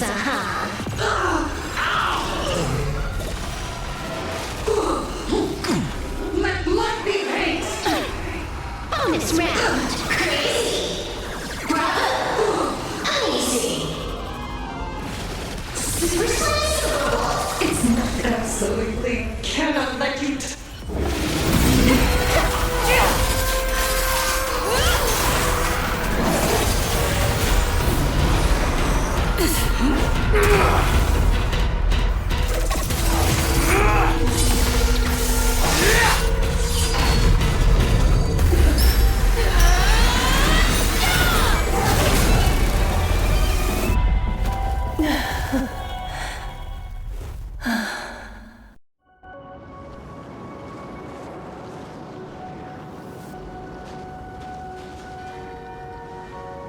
I hope I am not too late. Are you kidding? Your timing is impeccable, Blady. But isn't this a bit much? How'd you even change outfits? What happened down there? I used the Leviathan's maw to imprison Shuho. But that doesn't matter. What matters is that you made it out alive and got the job done. Not yet. I have made a decision. This time, I will stay and become a supplicant. I am joining the Phantasmoon Games. What? You're going to stay here and poke your nose into this world's business too? Let us settle this first. Are you okay? Thank you. All of you.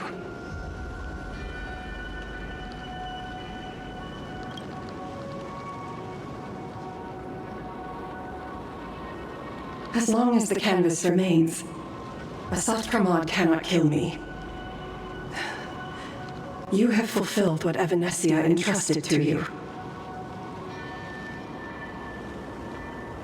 It was all me. For 1,000 years, I was the one obsessed with bearing every responsibility alone. Asat Pramod was right after all. I have been a ghost of 1,000 years past, arrogant enough to think my seal over the world and canvas was unbreakable. I really believed that accumulated wish power would be enough to strike him down when he returned. We are up against the same nightmare that survived a whole Sindearth age. The same monster that an entire era could not even overcome. Just how did he even sneak into the world in canvas? The first time I stepped into Ingford Hermitage, a strange Wispe tried to latch onto me, but it didn't succeed. Maybe that was the first step in Asat Pramod's plan to infiltrate this place. Then, he took on Graphia's form to tamper with my mask, and even taught me the way to summon the real Graphia. In the end, he got what he wanted.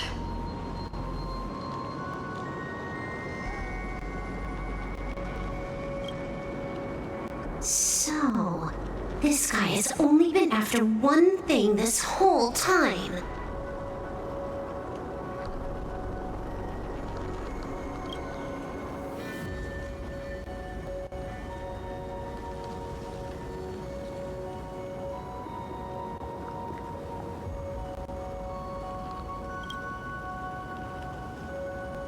And to awaken the husk of the veracity, we need to leave this place as soon as possible. The giant maw that swallowed me is starting to stir. But he mentioned he had something more important to do. What is that even supposed to mean? He has so much on his plate, no way he can split himself into pieces and handle everything at once, right? 1,000 years ago, the demon lord from beyond invaded Bahatopia. The power he unleashed was beyond all comprehension. He could appear in places thousands of miles apart at the exact same time, as if he possessed countless incarnations. What? He said he was meeting a genuine Nameless. Himeko, she's in trouble. The biggest problem? Do you mean me? You said that classroom was a secret place of your own creation, yet Fullwish seemed to know everything about it. You are far too familiar with the Express, yet there is no way my father could have ever set foot on it. And another thing, when we first met up earlier, you said it had been 15 years. But my father clearly left much earlier than that. Your story is riddled with holes. Or rather, you never even intended to pretend. You are the only person I can never seem to lie to. And about that last point, it was just a slip of the tongue. Stop this pathetic act. You are not him. You who dare to impersonate my father, show your true self. It seems our pleasant little father-daughter chat has come to an end. Buying time, keeping me pinned down. Oh, you played your part well along the way. If I proved to be more dangerous than anticipated, you would be right there to shield your companions. But, Navigator, you still overlook one possibility. The most fatal one of all. Why don't you try to guess at what exact point did I take Ryusuke's place?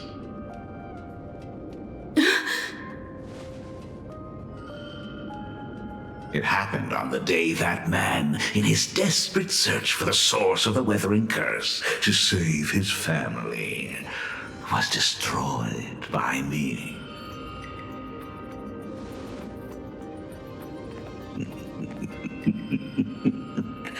That year, Himeko was 6.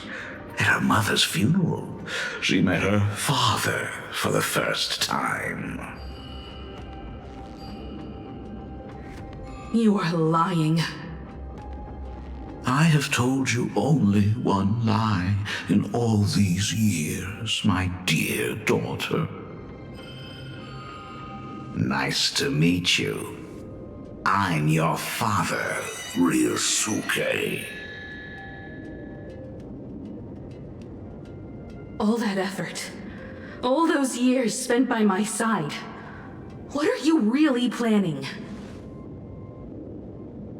Even I find it hard to tell what goes on in this head of mine sometimes. But now, as I look at your face, at that exquisite expression, it all makes sense. I had so much fun playing a father. And the best part, that was not even the most fun I have had today. Hey, can you hear me? Someone who looks like a Supremod just showed up at the tavern. We are under attack by Asai Pramet. Dan Heng and I will do everything we can to cover Yao Guang. I've played along this far, so why not make it interesting? Let us add a dash of red to our little opening act. You have proven your theory by tearing off the mask of Ryusuke. As a courtesy, it's now time to strip away your disguise.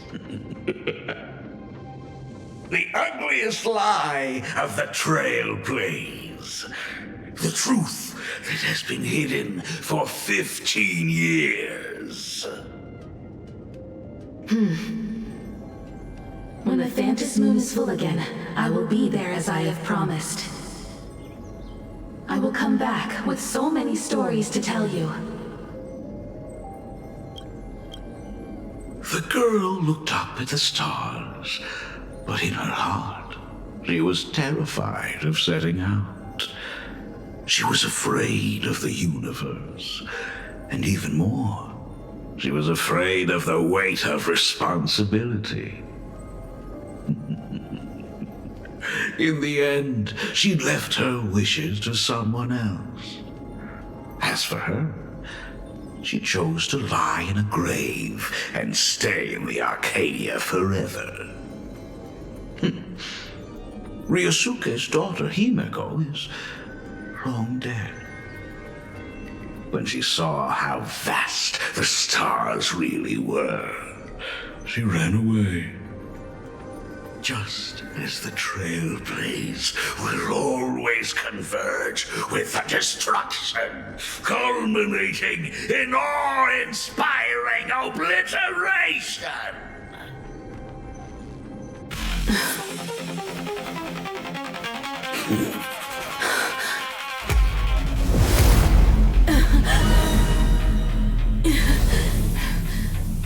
So, you really are a fake. Right back at you.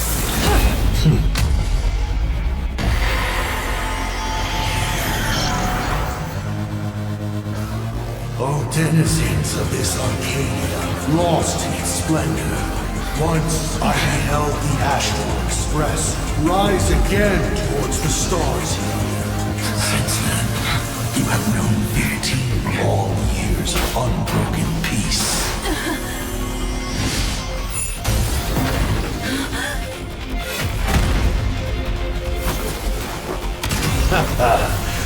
It's been a while, old friend.